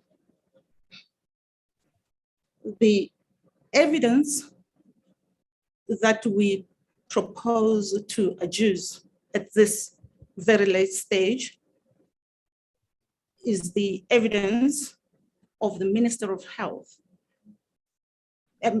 Used to be Minister of Health, the Minister of Home Affairs, I beg your pardon, Justice Madlanga, Dr. Motsoaledi. He is the serving Minister of Home Affairs. And the other piece of evidence that we wish to adduce is the evidence of Dr. Soma Pillay, who is the head of obstetrics and gynecology at one of our tertiary medical institutions, namely Steve Biko Hospital in Pretoria. We decided to bring this application because as a state party, we realized that our role as a litigant in a matter such as this extends beyond just saying, I deny, I admit, and so on. As a state party, we bear the obligation to assist this court with such evidence as might be of assistance so as to enable for the proper ventilation of the issues that arise. We rely on in cases such as COSA, which we referenced in our written submissions, where this kind of finding was returned by this court. The nature of the evidence, it appears as though there's an interruption, I'm not certain. I have muted them, Ms. Nkosi Thomas. May it please you, Justice Chiron. The nature of the evidence we submit will be of assistance. By way of example, Professor Soma Pillay says, clears a controversy, which is not really necessarily a controversy. An issue has arisen in the papers, namely whether a 26-weeker terminated fetus is quite properly qualifies as a stillbirth. So Professor Pillay deals with that issue. She says, as a matter of construction, it's a matter of law, the Department of Health treats a terminated fetus at 26 weeks of intrauterine existence as a stillbirth. The consequence of that is that they get registered and a death notice issues, and then a burial would occur. So that's one issue that Dr. Soma Pillay clarifies for this court, so that this court would be spared the trouble of having to deal with that. It appears at paragraph 56 and further of Dr. Soma Pillay's affidavit. Dr. Motsoaledi, on the other hand, deals with what Justice Rogers referred to as the Subramani considerations about issues such as imposing obligations, positive obligations on the already scarce resources. Dr. Motsoaledi deals with that with a view to assisting this court in determining whether or not at a practical level, at an administrative level, it is feasible to confer the burial right contended for in this application. We submit with respect that the evidence is not controvertible, it is dispositive, and we submit that it should be admitted. It is regrettable, the obligatory question becomes, but Ms. Nkosi Thomas, why at this late hour? There, all that one can say is that it is a regrettable oversight. This evidence ought to have been adjusted earlier, but the situation, we simply are in the hands of the court in this specific regard. If we may now turn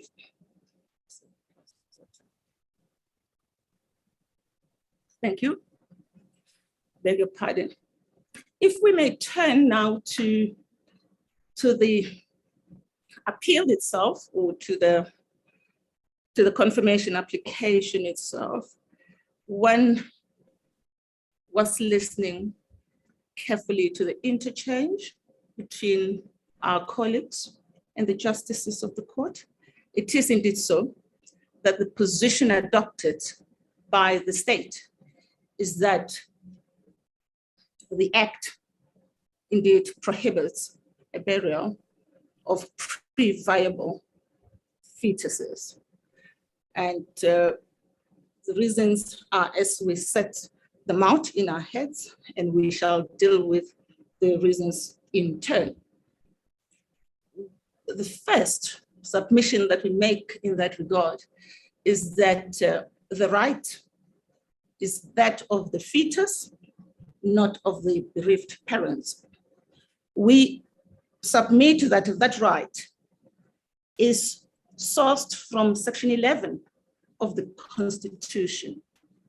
It is a right that immediately after the coming into force of our Constitution, this court in State versus Mankwanyane pronounced upon.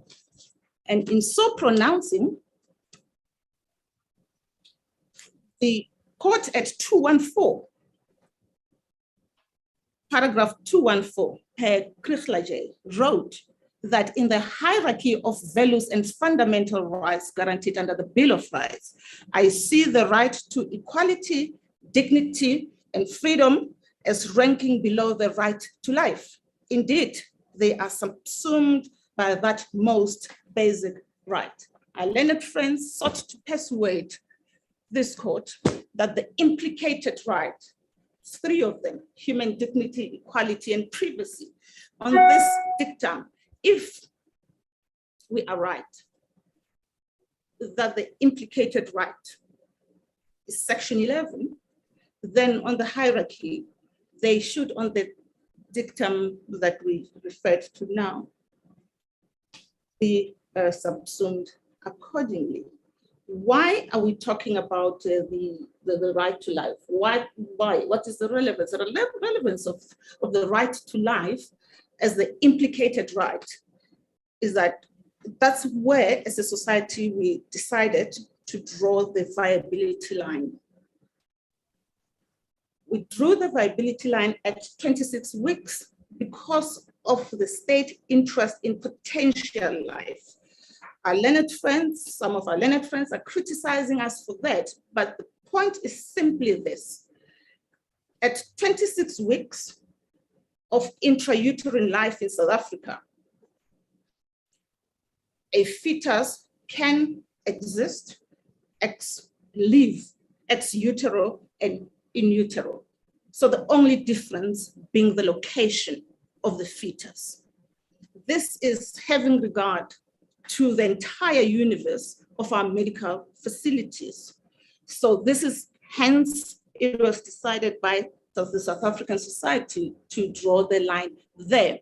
We refer to a whole lot of cases from Roe v. Wade, Cassie, Planned Parenthood, Akron, and we bring the debate all the way into the South African jurisprudence until the case of State versus Molefe, with a view to demonstrating that as a society, having taken a keen interest, having adopted the value of the sanctity of life, we decided to confer certain protections to in utero. Miss, I'm sorry to interrupt you, Miss. Other points. No, it's the 10 minutes protected time that's up. Otherwise, you still have more time until, is it 12:37, somewhere there. Please continue. May ask you questions now. May please you, Justice Madlanga, should I continue or shall I wait? Yes, please. Yes, please. So the next, of course, ground which we deal with is the justification ground, and it introduces the Subramani issues. And that ground of appeal is that even if we are wrong in our primary submission, in other words, that there is such a right sourceable from the Bill of Rights, namely the right to bury. It's capable of limitation based on the affidavit of Dr. Motsoaledi, which sets out extensively the administrative limitations of the state to simply manage the situation. The third issue that we raise goes to, I think, is the plea ad misericordiam, and there we are not trying to be disrespectful. We are a caring society. We understand, our learned friends have shared with the court personal experiences and all of that. We appreciate that. All that we are saying is that as a matter of jurisprudential technical approach, the right has to be properly sourced from whence it emerges. And we submit that it comes from section 11, and therefore it has to be, the rest becomes, it's no longer technical argument with respect and due respect indeed. And I think Ms. Nkosi Thomas, is there a rational basis for differentiation between parents of a child, or let me say a fetus, born 2 days or a day before the 26-week threshold, and a fetus who's born a day after the 26 threshold, the 26 weeks threshold? Justice Chitri, there is, it's fine, and appreciate that the margin is very small. But apart from, I think I'll answer the question as follows. I will answer the question on the basis that this is a polycentric issue. And this is the third ground that I needed to touch upon before I lost my protection. It is a polycentric issue. We quote in our heads from various cases, Roe and the Judge Froneman judgment in Shumpa, that as a society, Parliament has decided to draw the line at 26 weeks. So matters such as this are better left to the legislature and the executive to take care of. The point is that with the facilities that we have in South Africa, 5% of the hospitals that we have are tertiary medical institutions. And these are the institutions that are able to keep a fetus under 26 weeks alive with sophisticated machinery. But in general, in primary health care services, it's simply impossible. So the rationale is that we as a society are interested in the potentiality of life. And that potentiality of life in the context of South Africa has to be determined with reference to our facilities. And it is a compromise that that Parliament decided to strike with respect. The reason I'm asking this question is because parents whose fetuses are just a day before the 26-week threshold in private hospitals, and whose body weights, because in the evidence, I also saw that body weight of a fetus also determines its viability. And they are now denied in terms of Section 18 from being issued with that certificate. And this is why I'm asking this question, the burial certificate and the burial notice. And therefore, in terms of, and then they would then be affected by Section 20, in the sense that they can't bury without the burial notice. Indeed so. So that bright line was based on viability being capable of being alive in utero and ex utero, having regard to our unique South African milieu. With a 25-week baby, they might survive ex utero. However, they would need sophisticated machinery of the type that can be found at tertiary medical institutions. The affidavit of Professor Suma Pillay makes plain that only 5% of the entire universe of hospitals in South Africa are tertiary institutions. So therefore, a 25-weeker will not survive ex utero. And this is where the bright line was drawn. Why? Because as a society, we respect life. We gave them certain protections, the viable fetuses. They are hit by concealment of births. A 26-weeker, they have to be treated at the hospital. There is a whole host of protections that we catalog in our heads that they get given by society, our society, because we value the right to life that much. We have decided as a society that we don't care whether you're a pedophile or you are a rapist, whatever, but we're not going to hang you. It's part of that debate. That's what, we value life that much. And that conversation then continues, and it lands us at the viability threshold, because at the viability thresholds, there is life in utero and ex utero. The difference is location. That's all. Just one last question, so that I don't ask you a further question on a different point. The point about the resources. If it is accepted that it's only some parents who may wish to elect the choice to bury their fetuses, I'd like you at an appropriate time to respond to whether the evidence of the minister of, let me just say the state, that there will be administrative difficulties and burdens to an under-resourced government hospitals, whether that we should take that into account. If it is accepted that only some parents would exercise that choice, meaning that it's not a blanket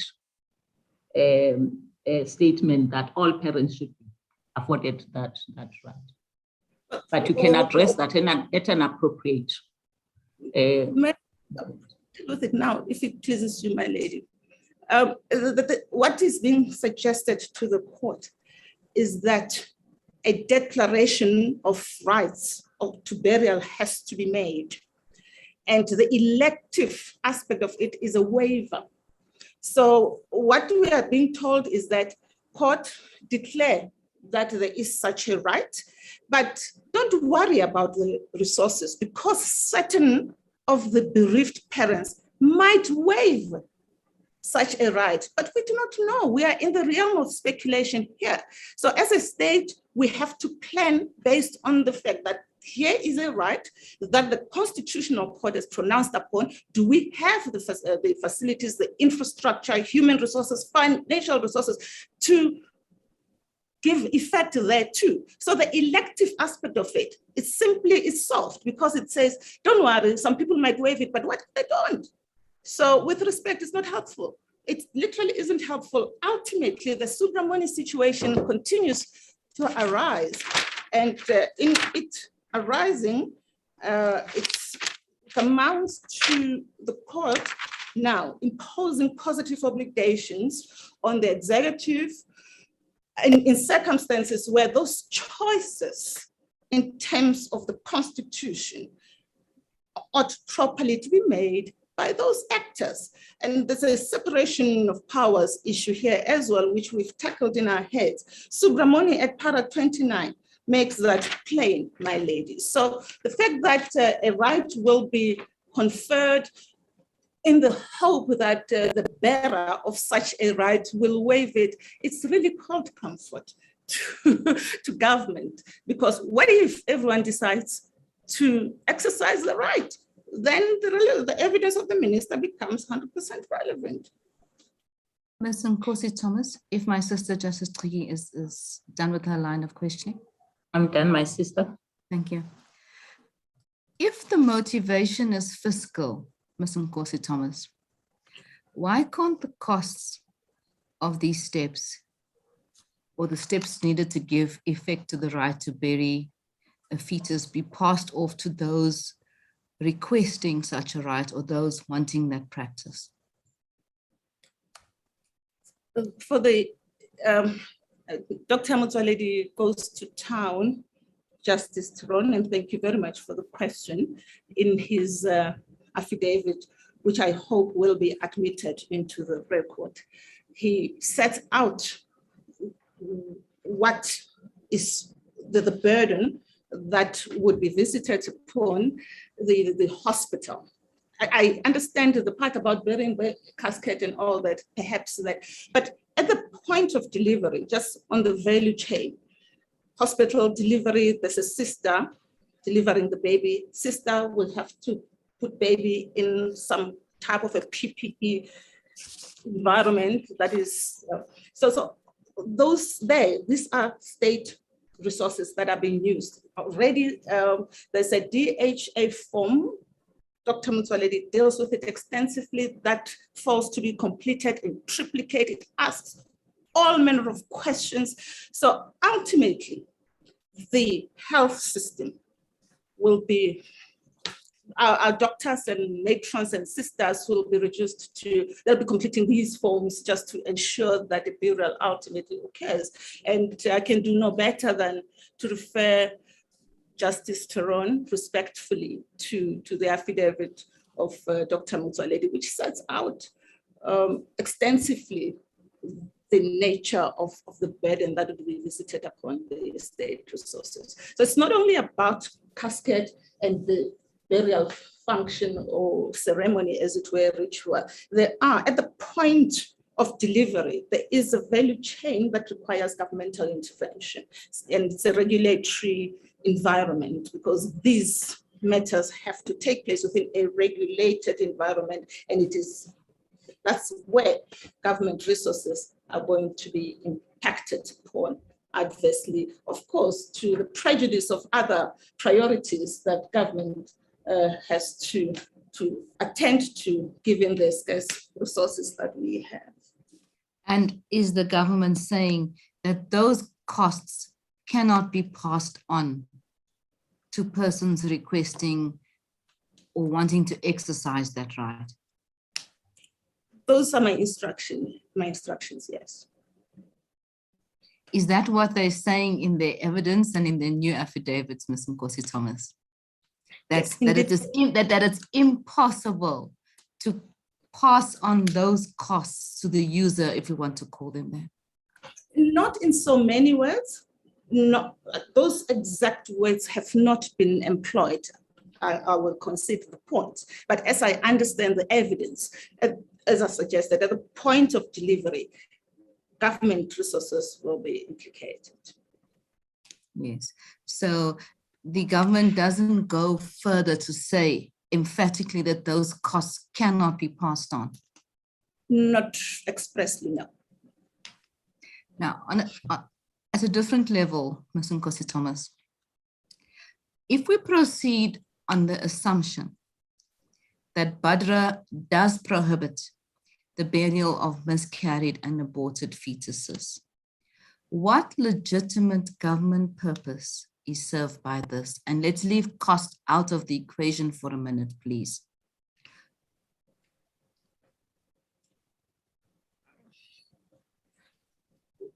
So that question presupposes, I take it, that a right in the Bill of Rights has been infringed. And potentially it will be the privacy right. And our primary argument is that it's the right to life that is implicated.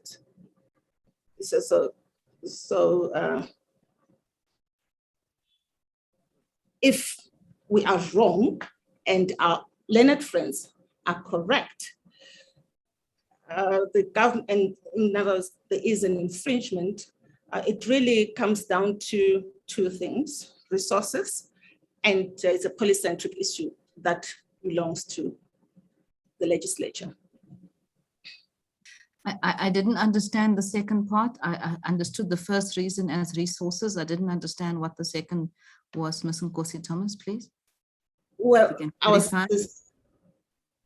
thank you. The second issue that we raise is that it is a polycentric issue, and it's a matter that ought properly to be left to the policymakers and Parliament to deal with.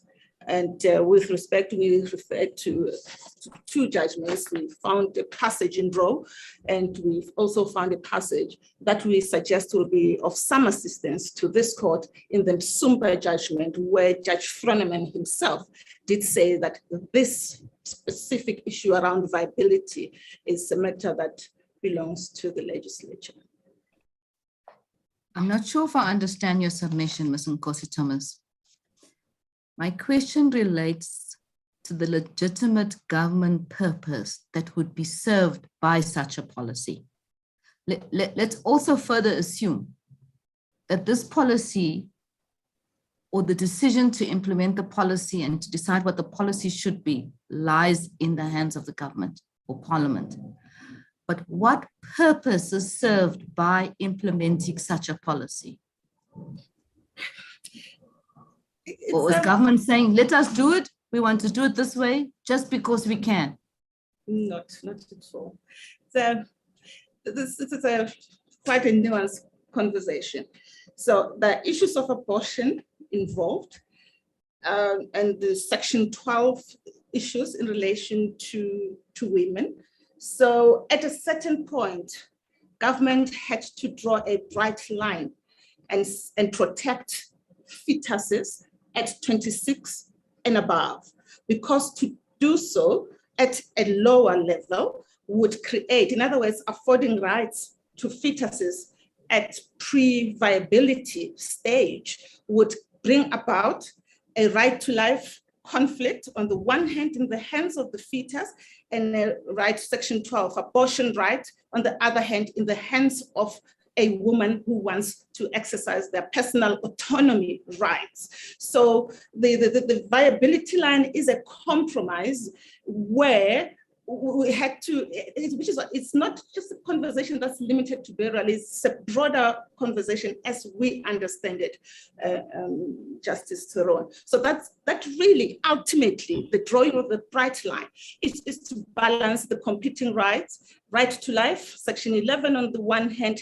held by this fetus, as one of our learned friends suggested, that these fetuses have Section 11 right, and the Section 12 to A or B, on the other hand, resting with the parents. So we had to find a happy medium. And as a society, we found that happy medium at 26. Now that, I don't think one can do better than that in answering this question. Ms. Nkosi Thomas, the applicants appear to suggest, the respondents appear to suggest that the applicants lack standing. Does do the respondents persist with that argument? No, we're not persisting. I think the matter has developed. We're not persisting with that. We didn't address the issue in our heads. No persisting. Thank you. Thank you, Ms. Nkosi Thomas. Thank you, Justice Madlanga.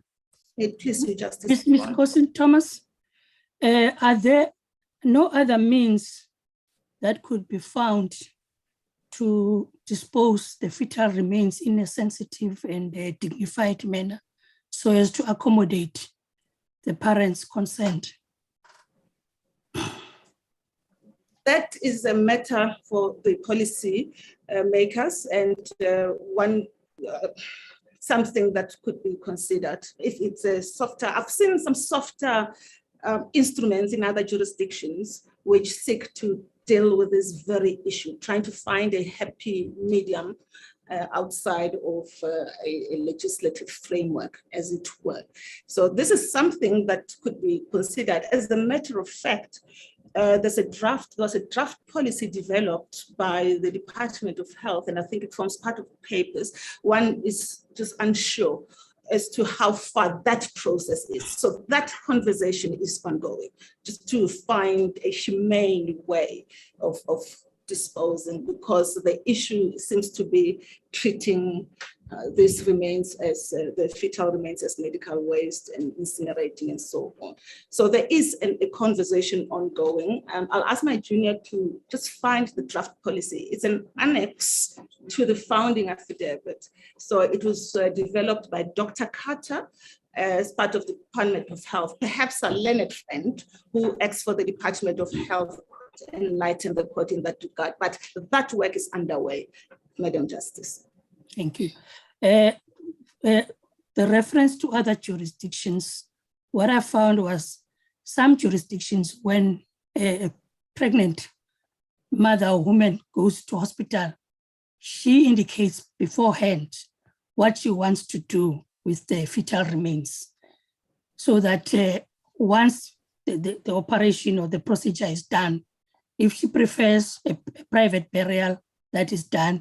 If it's going to be the one that is done in hospital, that will be the case. Where it's a private burial, she is given a certificate, not necessarily a birth, death certificate or burial order. So, which would mean that in terms of the administrative duties, they are far less than what one would get where you have a burial order and all those other documents that have to be done. What would you say to that kind of an approach? With respect, Justice, as we have suggested, that work is ongoing, and Majina is trying to find the draft policy. And I have no doubt that these matters will be traversed in the draft policy that is in the process of being developed. But it's a matter that I would suggest that in the spirit of the separation of powers doctrine should be left where it belongs with respect. If we are correct on the interpretation of BADRA, that the fetal remains are excluded, you challenged the applicants to say, and said that they should have, in fact, challenged the municipal bylaws Is that correct? Isn't it the case that the municipalities, in fact, are actually interpreting what is contained in Patra? Madam Justice, may I leave that aspect of the case to our learned friends who act for health? They are the ones that raise the point, and I'm sure they will assist the court fully in that regard. Thank you. Thank you. Thank you, Justice Madla. Ms. Nkosi Thomas, may I raise with you a completely different aspect? I have a serious concern about the late introduction of this evidence. I understand that you're correct to say that government is in a different position than an ordinary litigant when it comes to constitutional litigation. But I mean, the delay here is extraordinary. It is some 3 weeks before the hearing. We get this new affidavits. The explanation is it's a regrettable oversight, quote unquote. And the way the litigation crawled through the High Court is also problematic and worrying, because government, on the face of it, and I put it no higher than that, appears to be rather lethargic in filing its affidavits and getting things done, and condonation applications with the order of the day, and so forth and so on. And it seems to me on the face of it, unless you can persuade me otherwise, that the Voice of the Unborn Baby organization and the church are being prejudiced, because as the church says in the answering affidavit, they cannot counter this evidence, even though it's of a scientific nature. They say it's not incontrovertible, because they point out the differences between the affidavit of Professor Soma Pillay, what she says about viability, and that of Dr. Jane Lachransi. So it seems to me on the face of it that there's prejudice, and I'm not sure that the explanation passes muster, given the lateness of this evidence. What do you say about that? As you respond, Ms. Nkosi Thomas, your 35 minutes is up, but please, how much time do you think you need? I know we've interrupted you with a lot of questions, but on your assessment, based on what you are still to make submissions on, how much time do you want? Thank you for the inquiry, Justice Madlanga. I suspect that we have covered the salient points that we wish to cover, so we remain in the court's hands. Oh, so it will just be responding to questions from now on? Indeed so. Thank you very much, Ms. Nkosi Thomas. Yes, please respond. The application to adduce, I don't want to say I'm new in the matter, because that would sound something like a cop-out. I want to present a technical argument, but I'm constrained to rise and fall by the submissions that we make in our written submissions in this regard. Justice Majid. I accept that. Ms. Nkosi Thomas, maybe I misunderstood your evidence, which wouldn't be unusual. I frequently misunderstand these arguments, but as you argue the case, it seems to me that your case is that the rights accrue to the fetus, not to the grieving and bereaved parents. Because the case for the applicants in the confirmation application is that bereaved parents have their rights infringed through the legislation, as they interpret it, through an infringement of the rights to privacy, dignity, and equality. You say that rights do not accrue to them, but to the fetus. Did I understand that correctly? Indeed so. And you say that's a right to potential life, that's a right in Section 11. It emanates from there ultimately. Yeah. And we conclude this section of the debate in our heads by using the word, the coinage quasi legal person. We accept that the born alive principle applies. In utero, fetuses are not legal, they're not legal personnel. Yes, that's what I wanted to ask you about. Our law doesn't know something like quasi-legal subjectivity, isn't it? It's not recognized in our law, except for the Lasciturus fiction, which is something completely different, which is to protect the potential benefits that could accrue to the fetus while it's still in the uterus. That's a completely different matter. Sure. So how we get to that conclusion, we built, it was a built up in our written submissions. We looked at the jurisprudence, South African jurisprudence, and we recognized that certain protections are afforded viable fetuses. And those protections, we don't want to call them rights lest we get into trouble with our learned friends.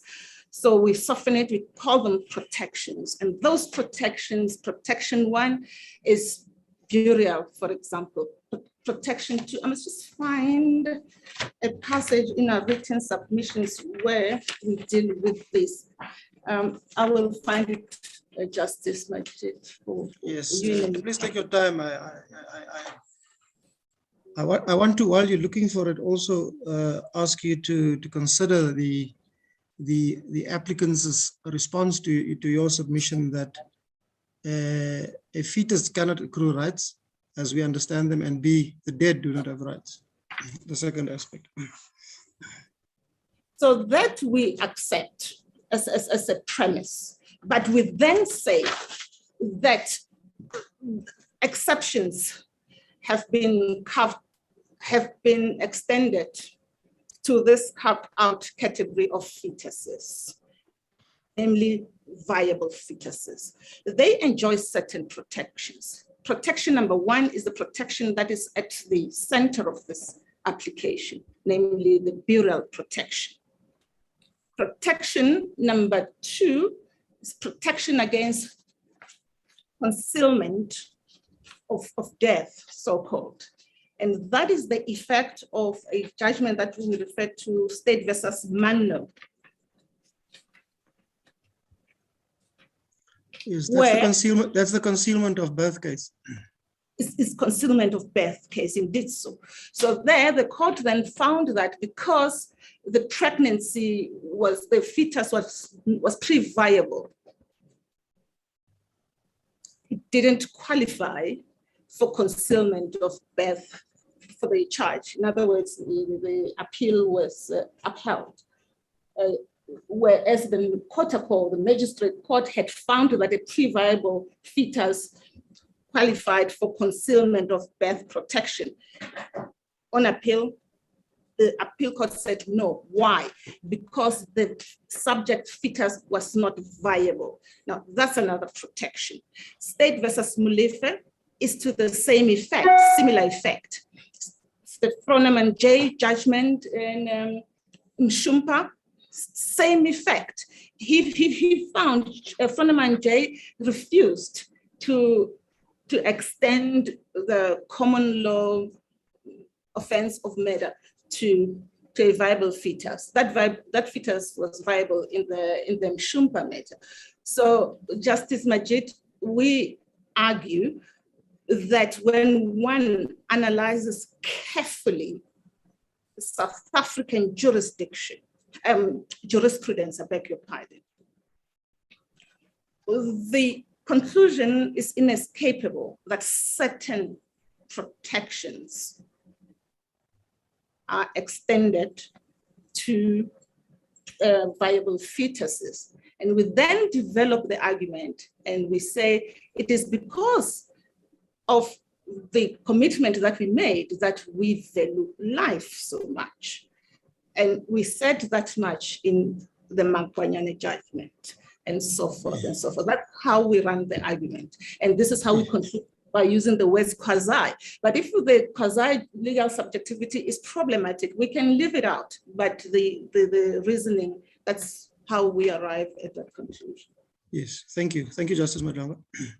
Thank you.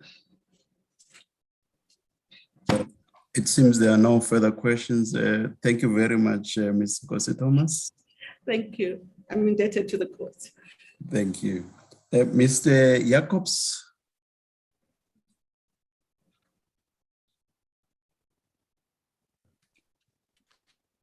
Thank you, Justice Blanca. As we understand it, as far as the second respondent is concerned, the regulations are no longer challenged in the sense that it's a declaration of constitutional invalidity is sought, but that a specific interpretation is proposed to favor the applicant's stance and approach to the present litigation. We submit, we point out this court distinguishes between legislative facts and adjudicative facts. Legislative facts are facts that fall within the legislature's knowledge and it has access to, and that joins in our approach and our submissions in terms of section 155 and 156 of the Constitution, that the entities that must legislate in that regard are the local authorities and or the provincial authorities, which have done so. We point to the three bylaws that do exist. They are not without imperfections, but they exist, and their existence admit of the specific obligation and duty of those bodies to litigate. We submit that if there does exist a situation, some sort of relief by the applicants, their relief must be claimed from those entities and not in these proceedings in the form of a declaratory order or an alternative interpretation of the health regulations concerned. Our submissions in that regard are plain, straightforward. We have considered, as set out in our heads of argument, the interpretation offered by the applicants of BADRA. We do not agree. We've considered interpreting it with the Justem Generis rule, the Inclusio Unus et Exclusio Alterius rule, and the Generalia Specialibus Non Derogant rule. One can simply not arrive at that conclusion. We've also considered to submit to the court that it might be a casus emusus in the drawing of the regulations or of BADRA. We cannot make that submission with confidence. As we state in our heads of argument or written submissions rather,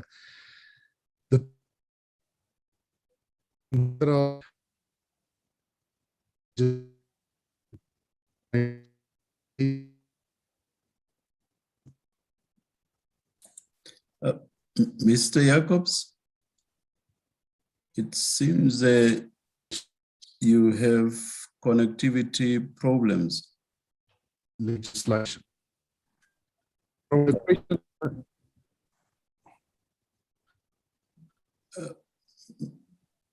Mr. Jacobs? Jacobs, if you have access to another device, whether your juniors, your attorneys, can you please change to...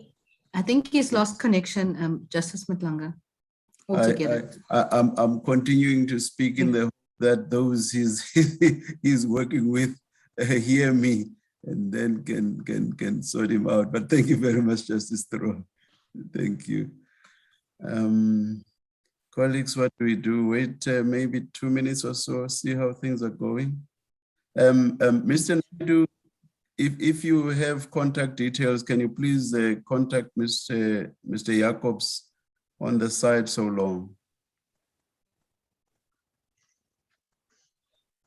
Or did he leave to assist the acting Chief Justice, Justice Thoreau? Mr. Naidu is with us, Justice Madlanga. Mr. Naidu? Justice Madlanga, I'm with you. Thank you. If you are able to, maybe with the assistance of my law clerks, can you please make contact? Oh, there he is. Justice Madlanga, we have 3 computers in the room, and 2 of them seems to be down, and the others, the connection between the computers has been terminated. Sorry for that. I'm sorry. The other one. Maybe go back 2 minutes or so. Maybe go back 2 minutes or so. Go back 2 minutes or so.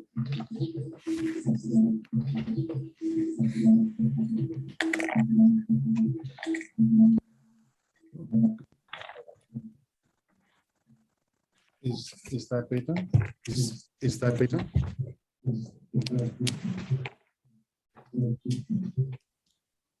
Maybe you must take mine and use it. Maybe you must take mine and...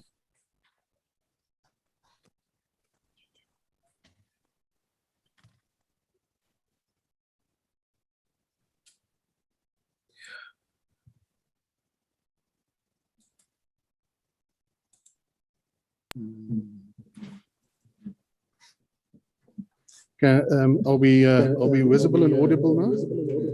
So please arrange for the that you are not using to be switched off. There's an echo. That you are not using to be switched off. There's an echo. Is that better, Justice? Yeah, it seems so. Thank you very much. Please continue. They will. Is that better, sir? Yes, it is. Yes, it is. Thank you. Thank you very much. Thank you. Thank you. Yes, where were we? Our submission is then that considering the constitutional provisions of section 156 and 155, and considering the provisions of section 84 of the Local Government Municipal Systems Act, to be exact, it's 84(1)(b) Roman 2, which allows provinces and not all municipalities, but district municipalities, local municipalities don't seem to have this obligation and right to arrange burials. We would submit that that fits in snugly with the problem at hand. In other words, those bylaws regulate funeral parlors, cemeteries, and so forth within the jurisdiction of each municipality or province. There can be uniformity in that regard, which from the research we did, don't seem to be exist. And under those circumstances, the costs of this elective right of parents, let's call it the rights of the parents to bury the unborn children, that can be accommodated and facilitated under those bylaws and that legislation, provided that is properly applied. Our submission is that this litigation bears testimony of the fact that it seems to be have been the impression of many parties concerned that the Badra outlaws or bans such a burial.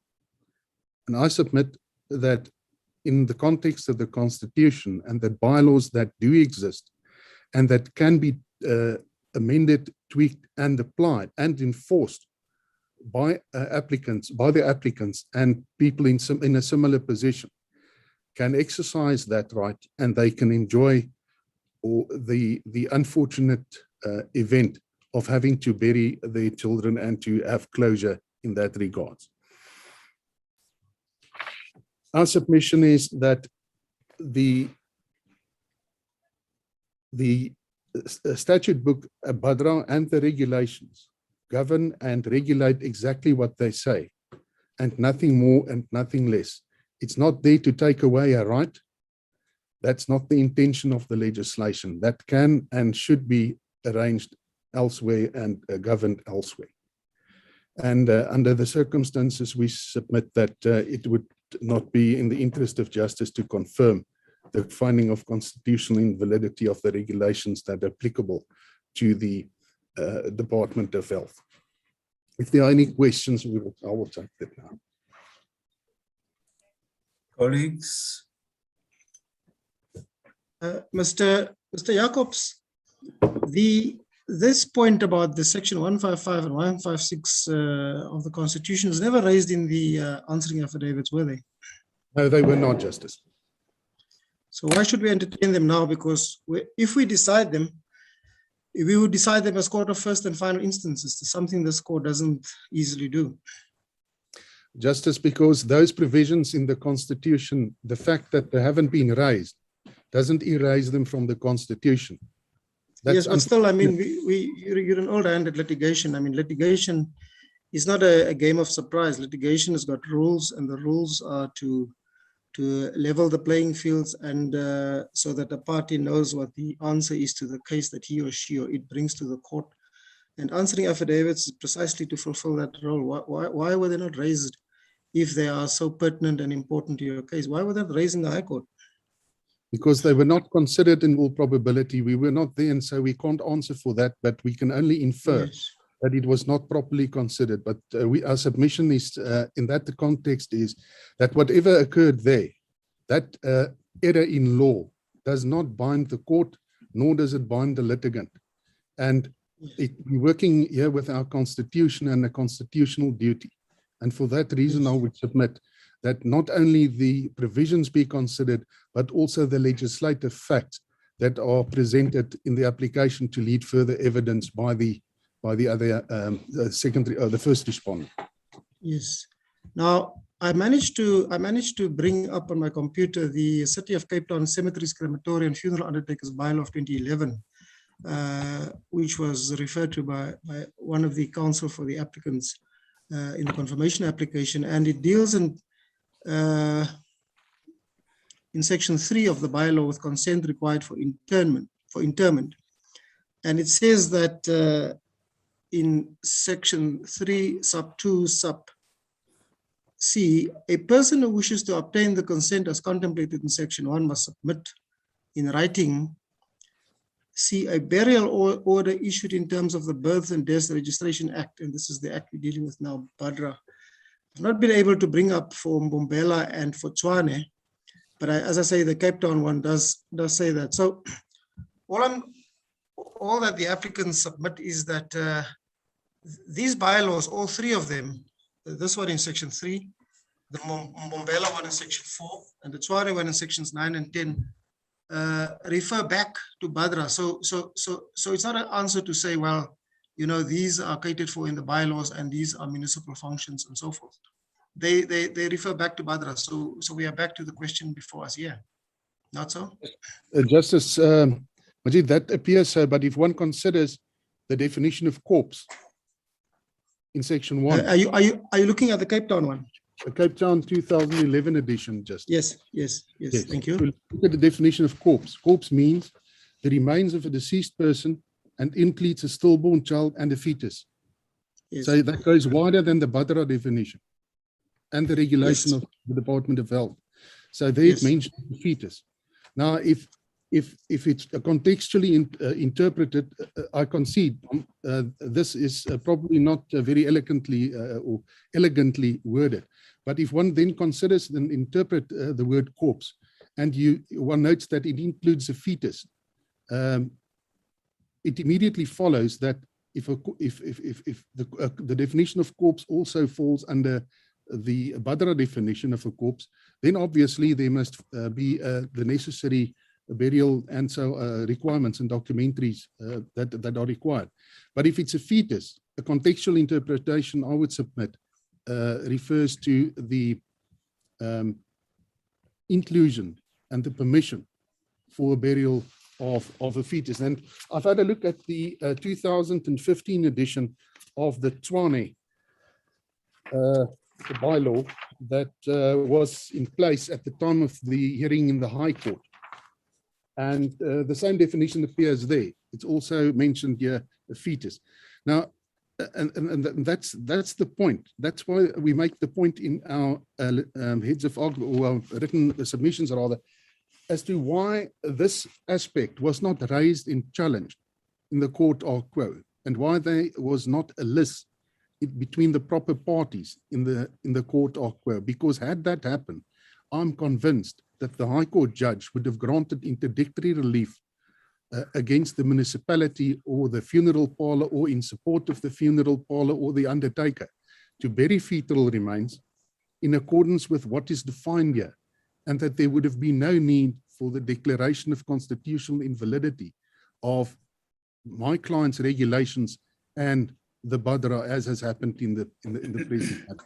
Well, there are two things. First, you know, as to this last part, that's exactly the point. It wasn't before the High Court, and we're dealing with if and probably and so on. But coming back to the merits, you see that definition in the Cape Town bylaw. I can only work on the Cape Town bylaw because that's all I have for me.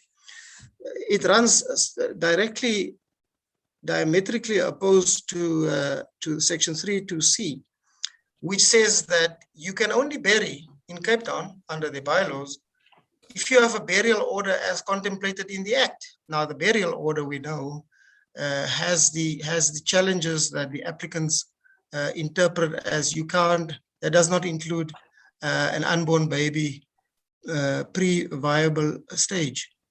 So if that is the case, and if there's a conflict between the two, as it seems to me prima facie to be the case, surely the definition of the bylaw cannot supersede the provisions of the Act of Badra. Not so? Yes, they would have to be interpreted separately, I would submit, but I must concede that the wording of all of these bylaws are not elegant. The fact of the matter is, I think, that this particular aspect has never been properly interpreted, considered, and legally evaluated by either the draftsman of the legislation or those who practice and apply them. Well, all I can say is there you go. I mean, it should have been before the High Court, but I mean, I think I've exhausted the point. Thank you, Justice Madlanga. Thank you, Mr. Jacobs. It seems there are no further questions. Thank you very much, Mr. Jacobs. Ms. Stein. Yes, thank you, Justice.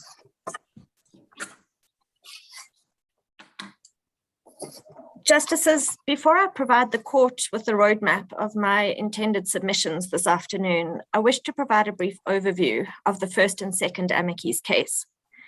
The first and second amici contend that the relief that the second applicant seeks, namely an unqualified right to fetal burial, will have a negative impact on the following constitutional rights: equality, dignity, bodily and psychological integrity, which includes the rights to make decisions concerning reproduction, and the right to security in and control over the body, privacy, and access to healthcare services, including reproductive healthcare.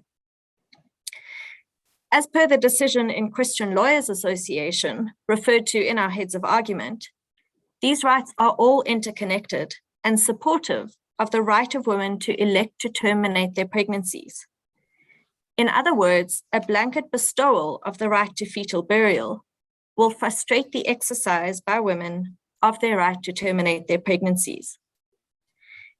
In illustrating this, Justices, I intend to address four main topics in my submissions. The first topic is the current limitations on access to abortion facilities.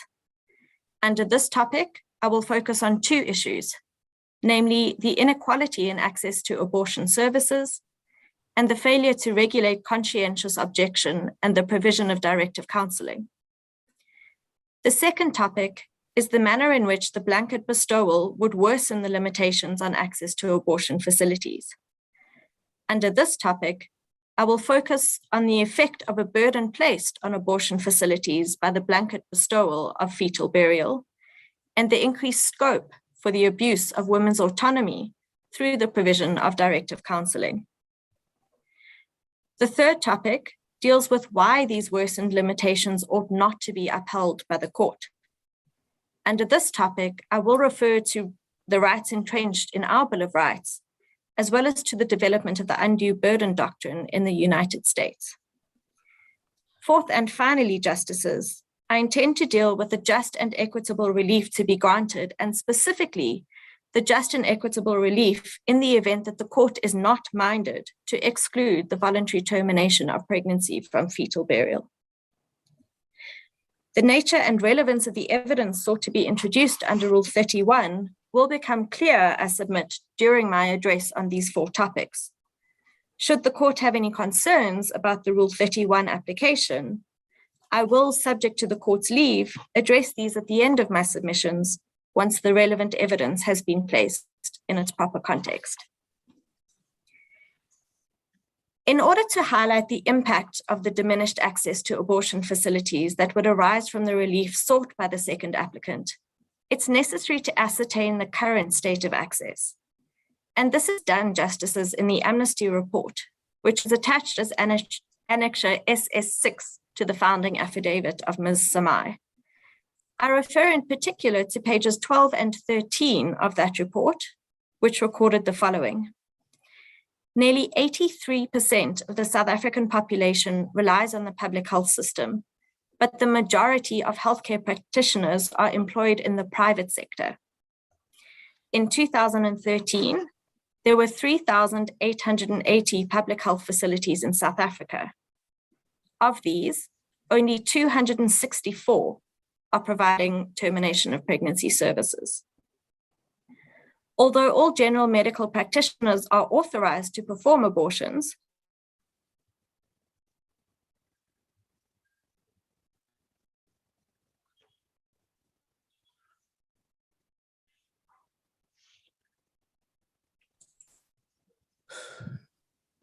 it seems we have a similar problem.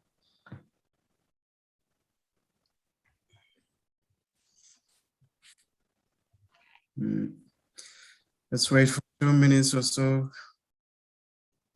colleagues. And we hope in the background you are sorting out the problem.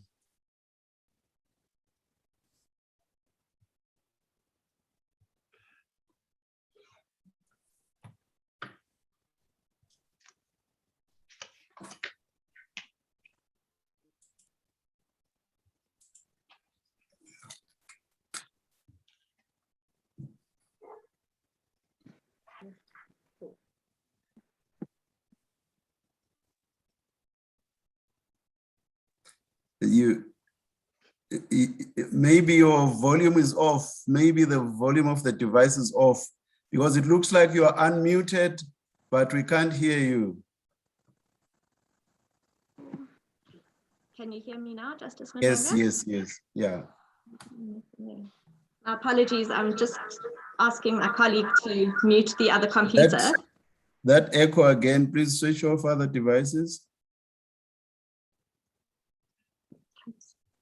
My apologies, Justices. Perhaps I can start that paragraph again, and my apologies for the interruption. The limitations on access are not only physical, however. Women who seek to terminate their pregnancies are often faced with refusal by health practitioners to provide abortion services on the grounds of their personal values and beliefs, or with directive counseling that is aimed at discouraging women from terminating their pregnancies. The amnesty report describes conscientious objection as a form of gatekeeping access to abortion services in South Africa. The Department of Health National Guideline, which is attached as Annexure SS4 to Ms. Samai's founding affidavit, recognizes the existence of directive counseling by abortion service providers and recognizes that these interfere with women's rights to make autonomous and informed decisions.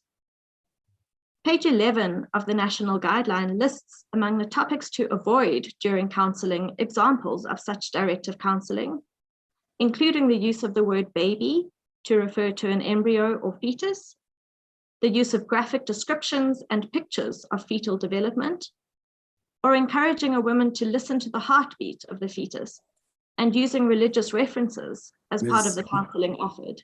Ms. Stein, colleagues may put questions to you from now on. As the court pleases. Thank you, Justice Malanga. So we stand at this stage without any extension of fetal burial, in a place where I submit there is no doubt that access to abortions in terms of the Abortion Act and the accompanying exercise by women of their constitutional rights is extremely limited. I turn now to address how this already limited access would be worsened by the extension of fetal burial in the manner proposed by the second applicant. The first way, Justices, is through the imposition of additional conditions on abortion service providers for their approval as termination of pregnancy facilities. Section 3 of the Abortion Act currently prescribes 10 infrastructural requirements that must be fulfilled before a facility may offer abortion services. Were fetal burial extended to women who voluntarily terminate their pregnancies, this would require the introduction of a further requirement for adequate infrastructure for the identification, separation, and storage of fetal remains, and at an additional cost to facilities offering abortions. Given that the majority of these facilities are not for profit, and they are funded by the charity sector, this additional cost could well be the difference between providing these much needed services and being unable to do so because the cost becomes unmanageable.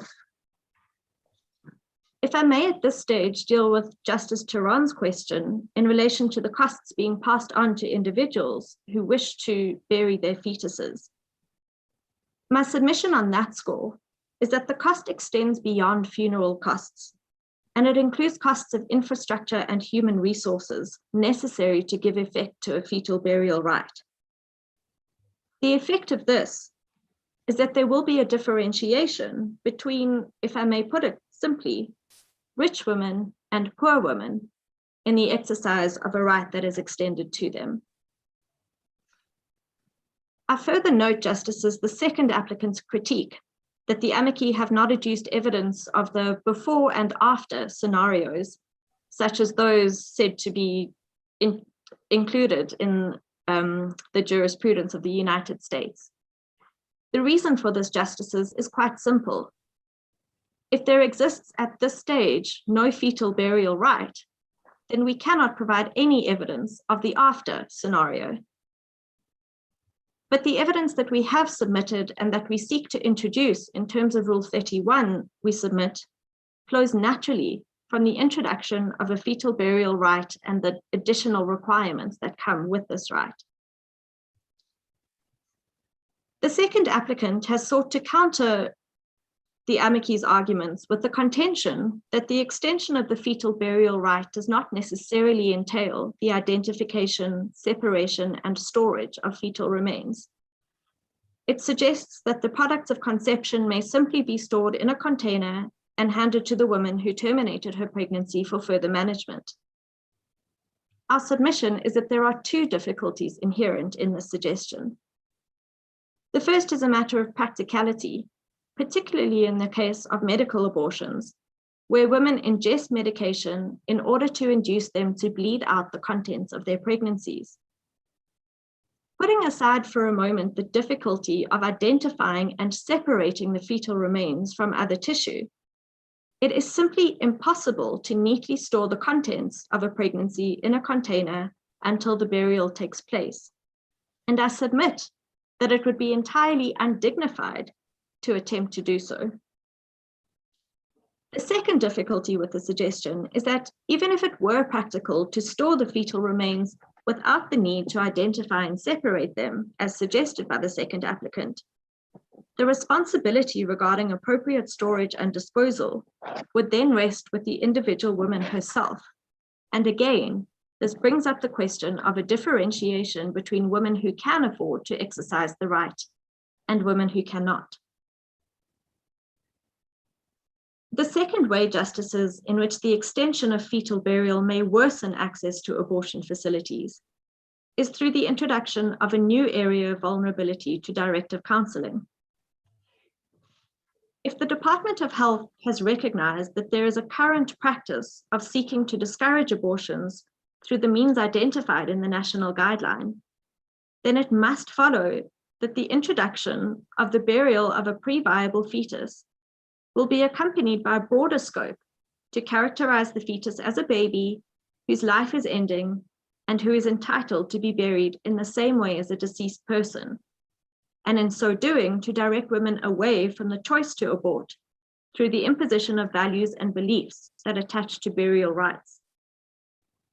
The introduction of this additional layer of directive counseling would therefore, I submit, take us several steps back in the provision of access to abortion facilities. The reference to these examples makes clear, I submit, that the extension of fetal burial would diminish the exercise by women of their constitutional rights, including their sexual and reproductive health rights. While on the face of it, the second applicant is simply asking for the unqualified right to exercise a choice of fetal burial, I submit that the existence of that choice, whether or not it is exercised in fact, will have the effect of depriving women of their choice to terminate their pregnancies. As such, it would constitute a regressive measure in the realization of the right of access to healthcare services. And this court has affirmed that any such regressive measure would need to be fully justified with reference to the totality of rights and in the context of the full use of the maximum available resources. There is no evidence justifying such a regressive measure in this case. In this regard, it's useful to have reference to the manner in which the United States Supreme Court treats obstacles in the path of a woman's choice to terminate a pregnancy. We have provided a survey of the relevant cases in our heads of argument, and I do not seek to repeat them here. But the approach was summarized by the Supreme Court in the Hellerstedt decision at page 19. A statute, while furthering a valid state interest, has the effect of placing a substantial obstacle in the path of a woman's choice, cannot be considered a permissible means of serving its legitimate ends. Unnecessary health regulations that have the purpose or effect of presenting a substantial obstacle to a woman seeking an abortion impose an undue burden on the right. Any interest that may be furthered by fetal burial, we submit, is far outweighed by the obstacle that would be placed in the path of women seeking to exercise their rights under the Abortion Act. For some, it may nullify those rights completely. We submit, therefore, that if the court is minded to extend fetal burial, it would be just and equitable for that extension to exclude women who choose to terminate their pregnancies under the Abortion Act. This is in line with the order of the court, I quote. If the court is not minded to confirm this aspect of the order of the court, I quote, and to extend fetal burial further, then we submit that there are 4 mechanisms that can be put in place to safeguard the rights that I have referred to. Before you deal with those, your 15 minutes is up. How much more time do you want? Justice, if the court may grant me an indulgence of 5 minutes, I can try to keep it to 3, Justice. 5 minutes you get. Thank you, Ms. Steyn. I'm indebted, Justice Madlaga. Thank you.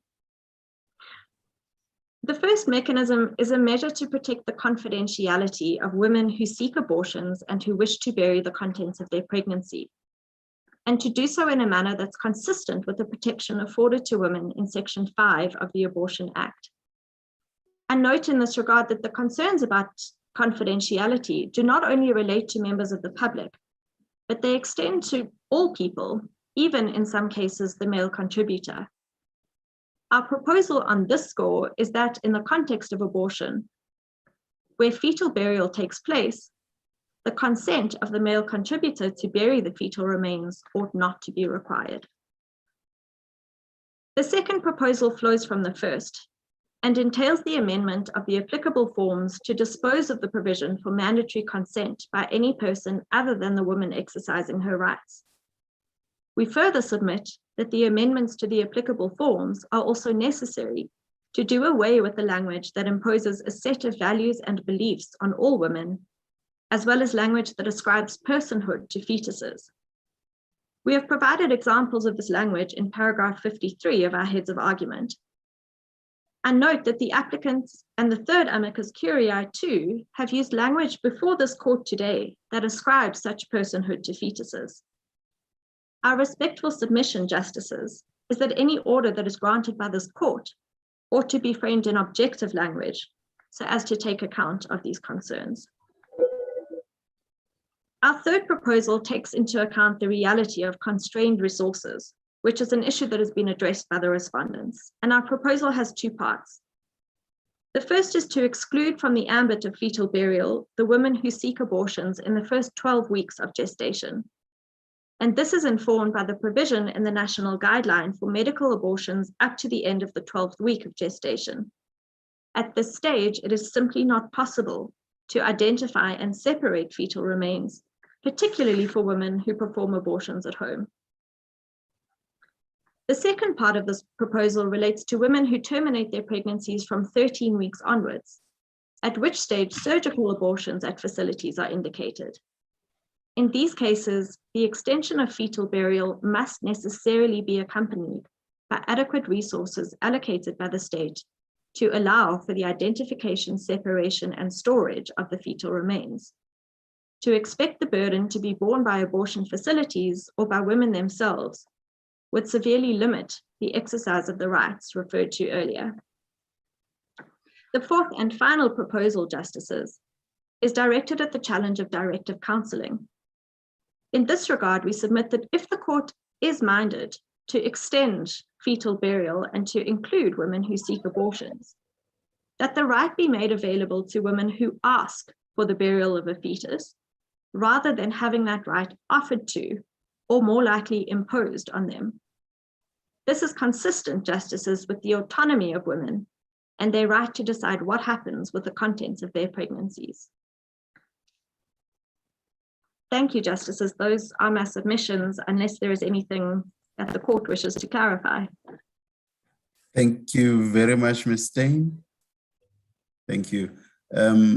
Colleagues, I suggest that we continue with the 20-minute reply by the applicants, 10 minutes each. Or are there colleagues who feel that we should take the break now? Justice, if I may ask for a short comfort break, it would be much appreciated. And do you think you want to hear your colleague, because we could swap you around, do the 10 minutes by Mr. De Oliveira, and you take the break, please, Mr. Thalder, if that's fine? Or not fine at all.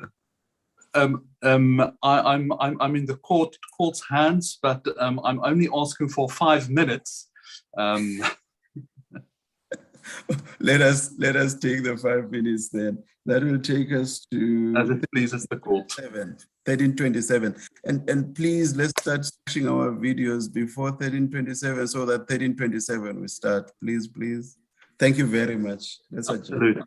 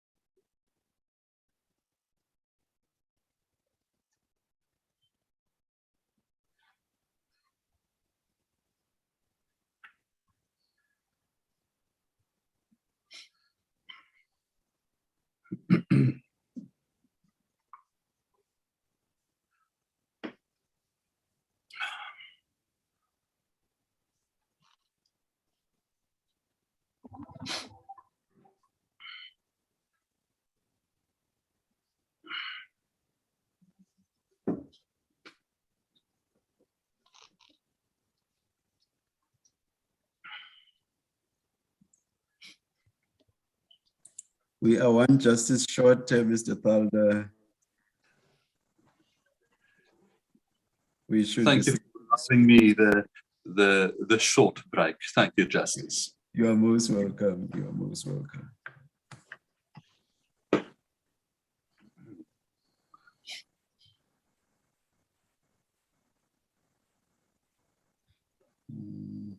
Justice Theron, are you somewhere? Oh.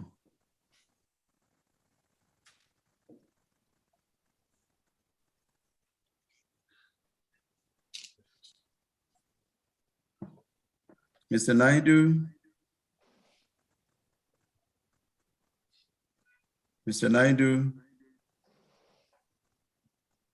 Hi, Judge. Please make contact with Justice Theron. I will do, Judge. Thank you.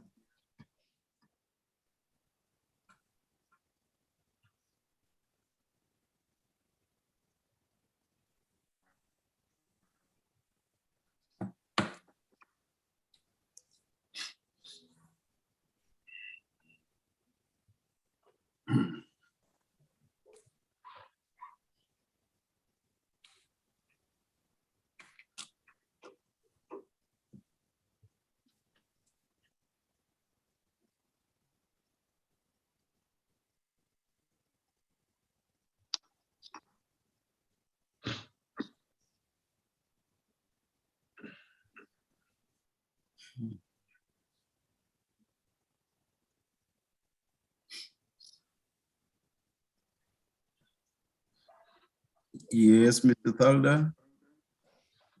I'm just calling Justice Madlanga. I see she's still present in the actual hearing. I'll just try again. Thank you. She came on just now. I think, Mr. Thalda, I think you can start. Justice Theron is with us. As it pleases the court. Yes. I would like to clarify the first applicant's position regarding the declarator that the first applicant is requesting this court to confirm. That is paragraph 2 of the order of the court a quo. Section 38 of the Constitution provides that if the Bill of Rights has been infringed or threatened, the court may grant a declaration of rights. We know that the practical reality is that bereaved parents are not allowed to bury the bodies of their unborn children in the event of miscarriage. It is common cause that miscarried fetuses are incinerated as medical waste without giving bereaved parents the choice to bury the fetal remains. Accordingly, irrespective of the way in which the court is inclined to interpret Badra, a confirmation of the declarator, paragraph 2 of the order, would, in my submission, be appropriate and justified. Justice Madlanga posed the question whether this court can suspend the effect of such an order.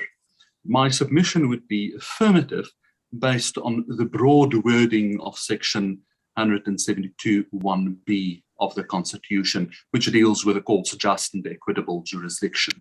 It refers to any order that is just and equitable.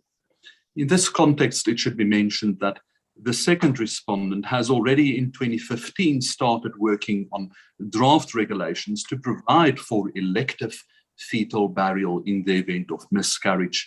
I trust that those draft regulations will provide the state with a good jump start. I now turn to the respondents' submissions. When does human life begin? What does human life mean? Is it the same as personhood or not? Does the right to life apply? These are intriguing questions, justices, but in my submission, not relevant to this case.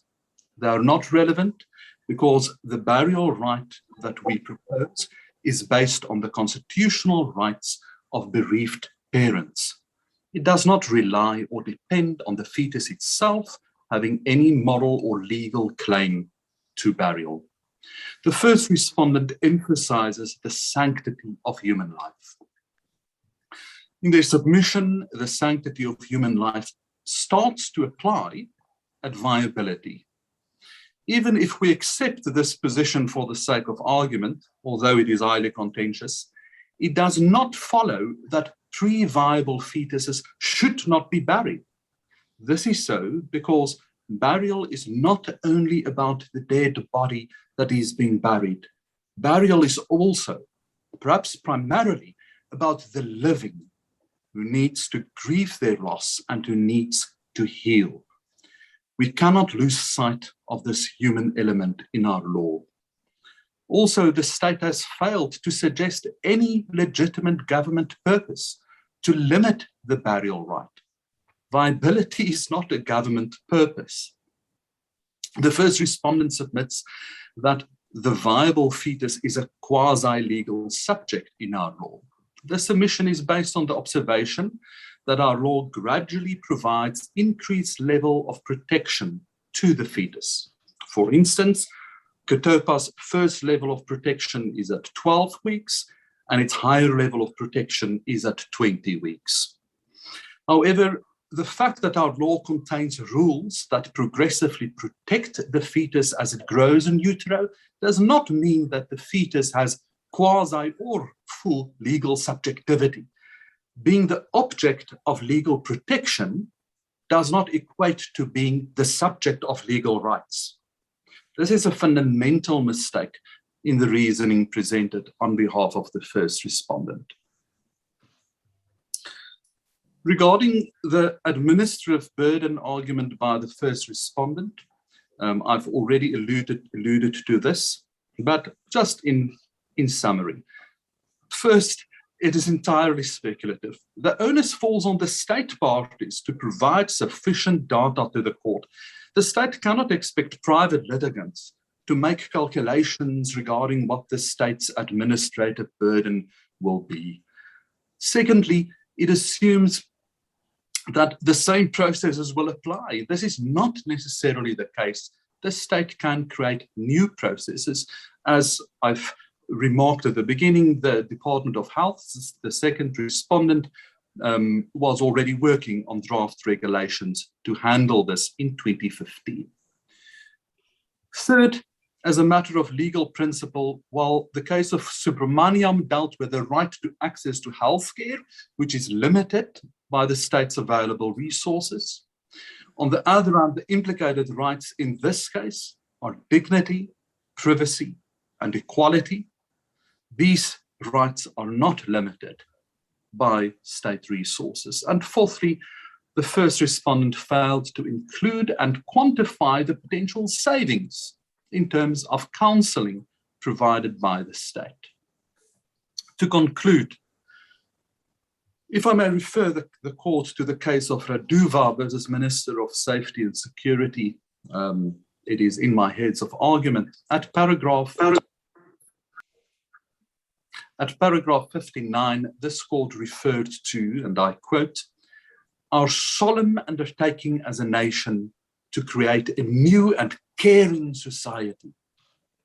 This raises the question, if we are a caring and compassionate society, which the Constitution compels us to be, why do we prohibit parents who suffer pregnancy loss from burying the remains of their unborn child, if such burial is their wish and such burial can bring them psychological healing? To just say that we use viability as a test is a non-answer. It misses the point. The point is that we must strive to be a caring society. The point is that the current burial regime accomplishes the opposite. It violates dignity, it tramples on privacy, and it treats people unequally without serving a legitimate government purpose. I respectfully submit that a proper case has been made for the confirmation of the burial right. which is the heart of the relief sought. In addition, justices, in the event that the court holds that Badra infringes the burial right, the impugned provisions of Badra ought to be declared unconstitutional. May it please the court. Thank you, Mr. Tata. And yes, Mr. De Oliveira. May it please the court. Thank you, Justice. A brief points in response. Firstly, a learned friend for the Department of Health suggested that the question of fetal burial should be left to municipalities.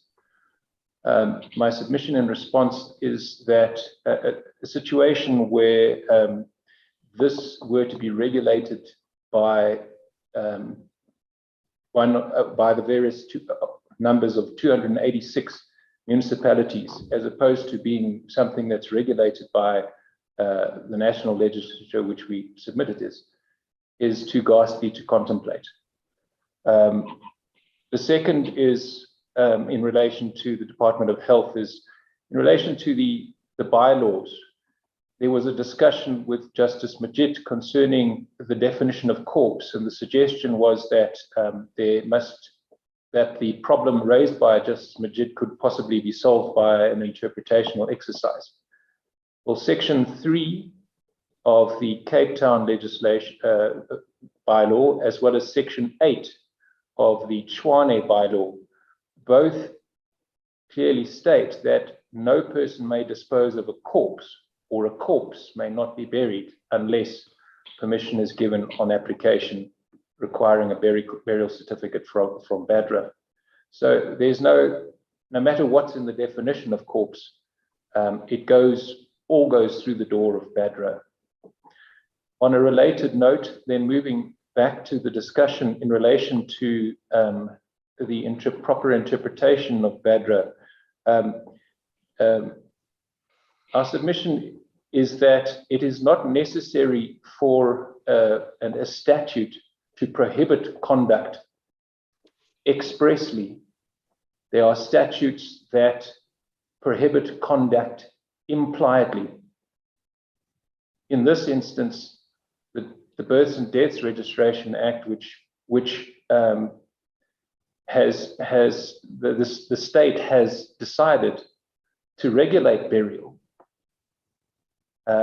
as a matter incidental to the death, part of the Births and Deaths Registration Act. The legislature's word on burial is burial will be defined as X, and X excludes burial of fetal remains.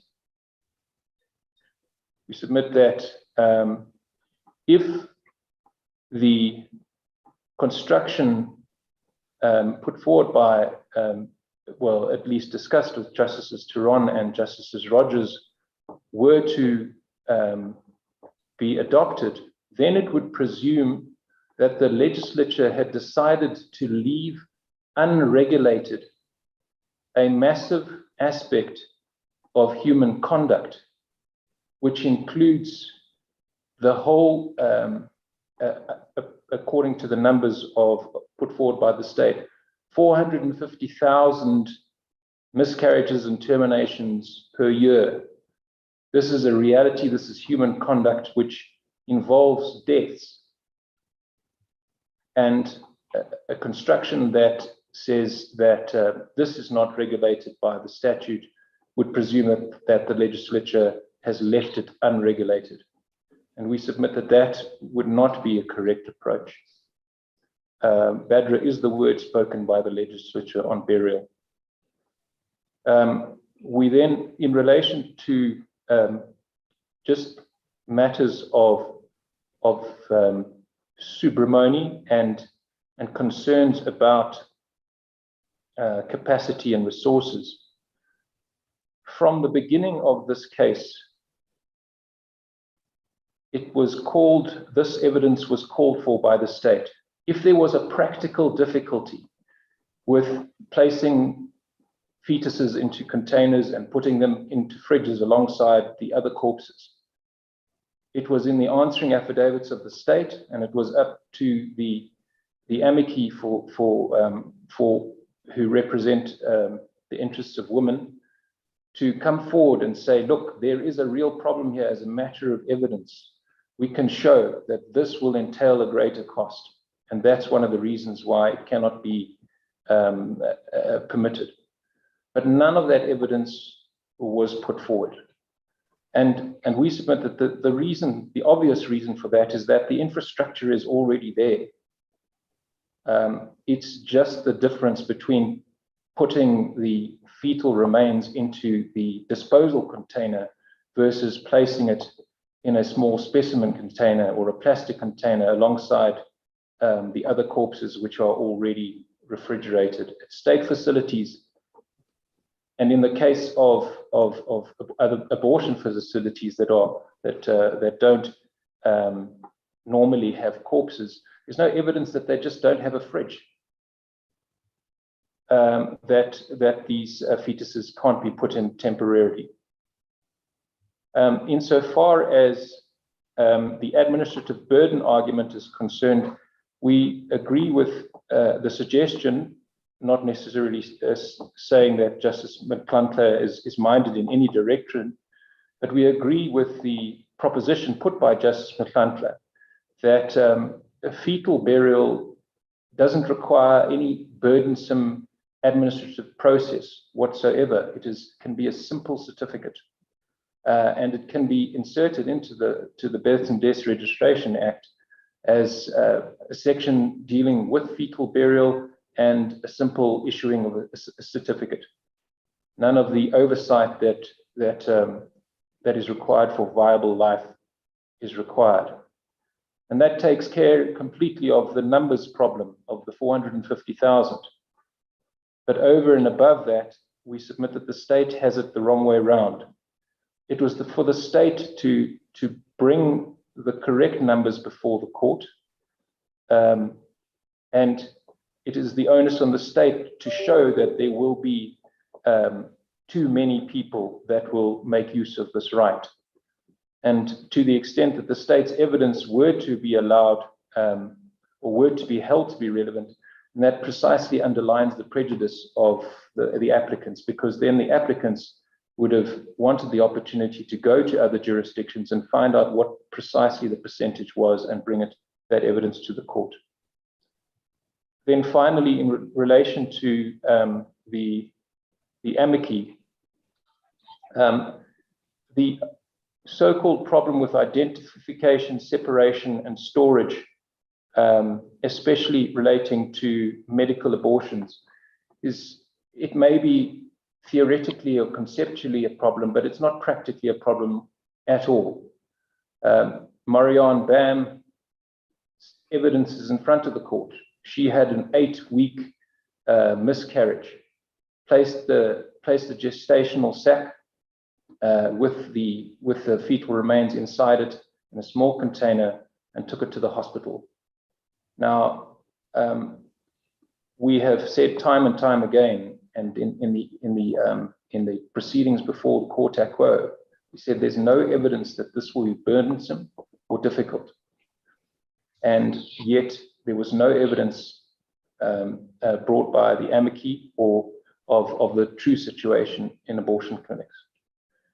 In relation to directive counseling, it is of course a problem that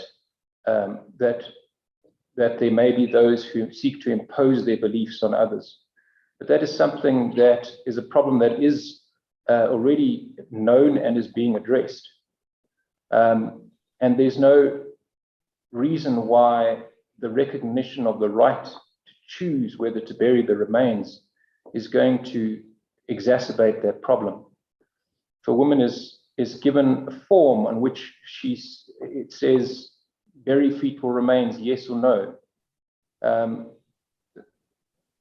there's no additional burden or stigma or any of the like which would attach to that. And it goes really to the fundamental problem we submit with the amicus concerns. It's not to say that terminations aren't important or abortions are not important and access to abortions is not important, but we say that the concerns are unwarranted and are unsubstantiated, because when referring to the American jurisprudence, it is not a matter of testing the before and after and saying, well, there is no after, therefore we don't know. In the American jurisprudence, there was a legislation which cut the number of abortion clinics. In this instance, there is no evidence that there will be any reduction in the number of or access to abortion clinics. It is all speculation. And for that reason, we submit that the concerns should not get in the way of the recognition of the right to burial in circumstances where women approach an abortion clinic for an abortion, but nonetheless wish to bury the fetal remains. Thank you, Presiding Justice Madlanga. We have no further submissions. Thank you very much, Mr. De Oliveira. And thank you to all counsel. Judgment is reserved. And the court will adjourn. As it pleases the court. As the court pleases. Thank you, Justices. As the court pleases. As the court pleases. As it pleases the court. All right, today's proceedings have concluded. The host will now terminate the meeting.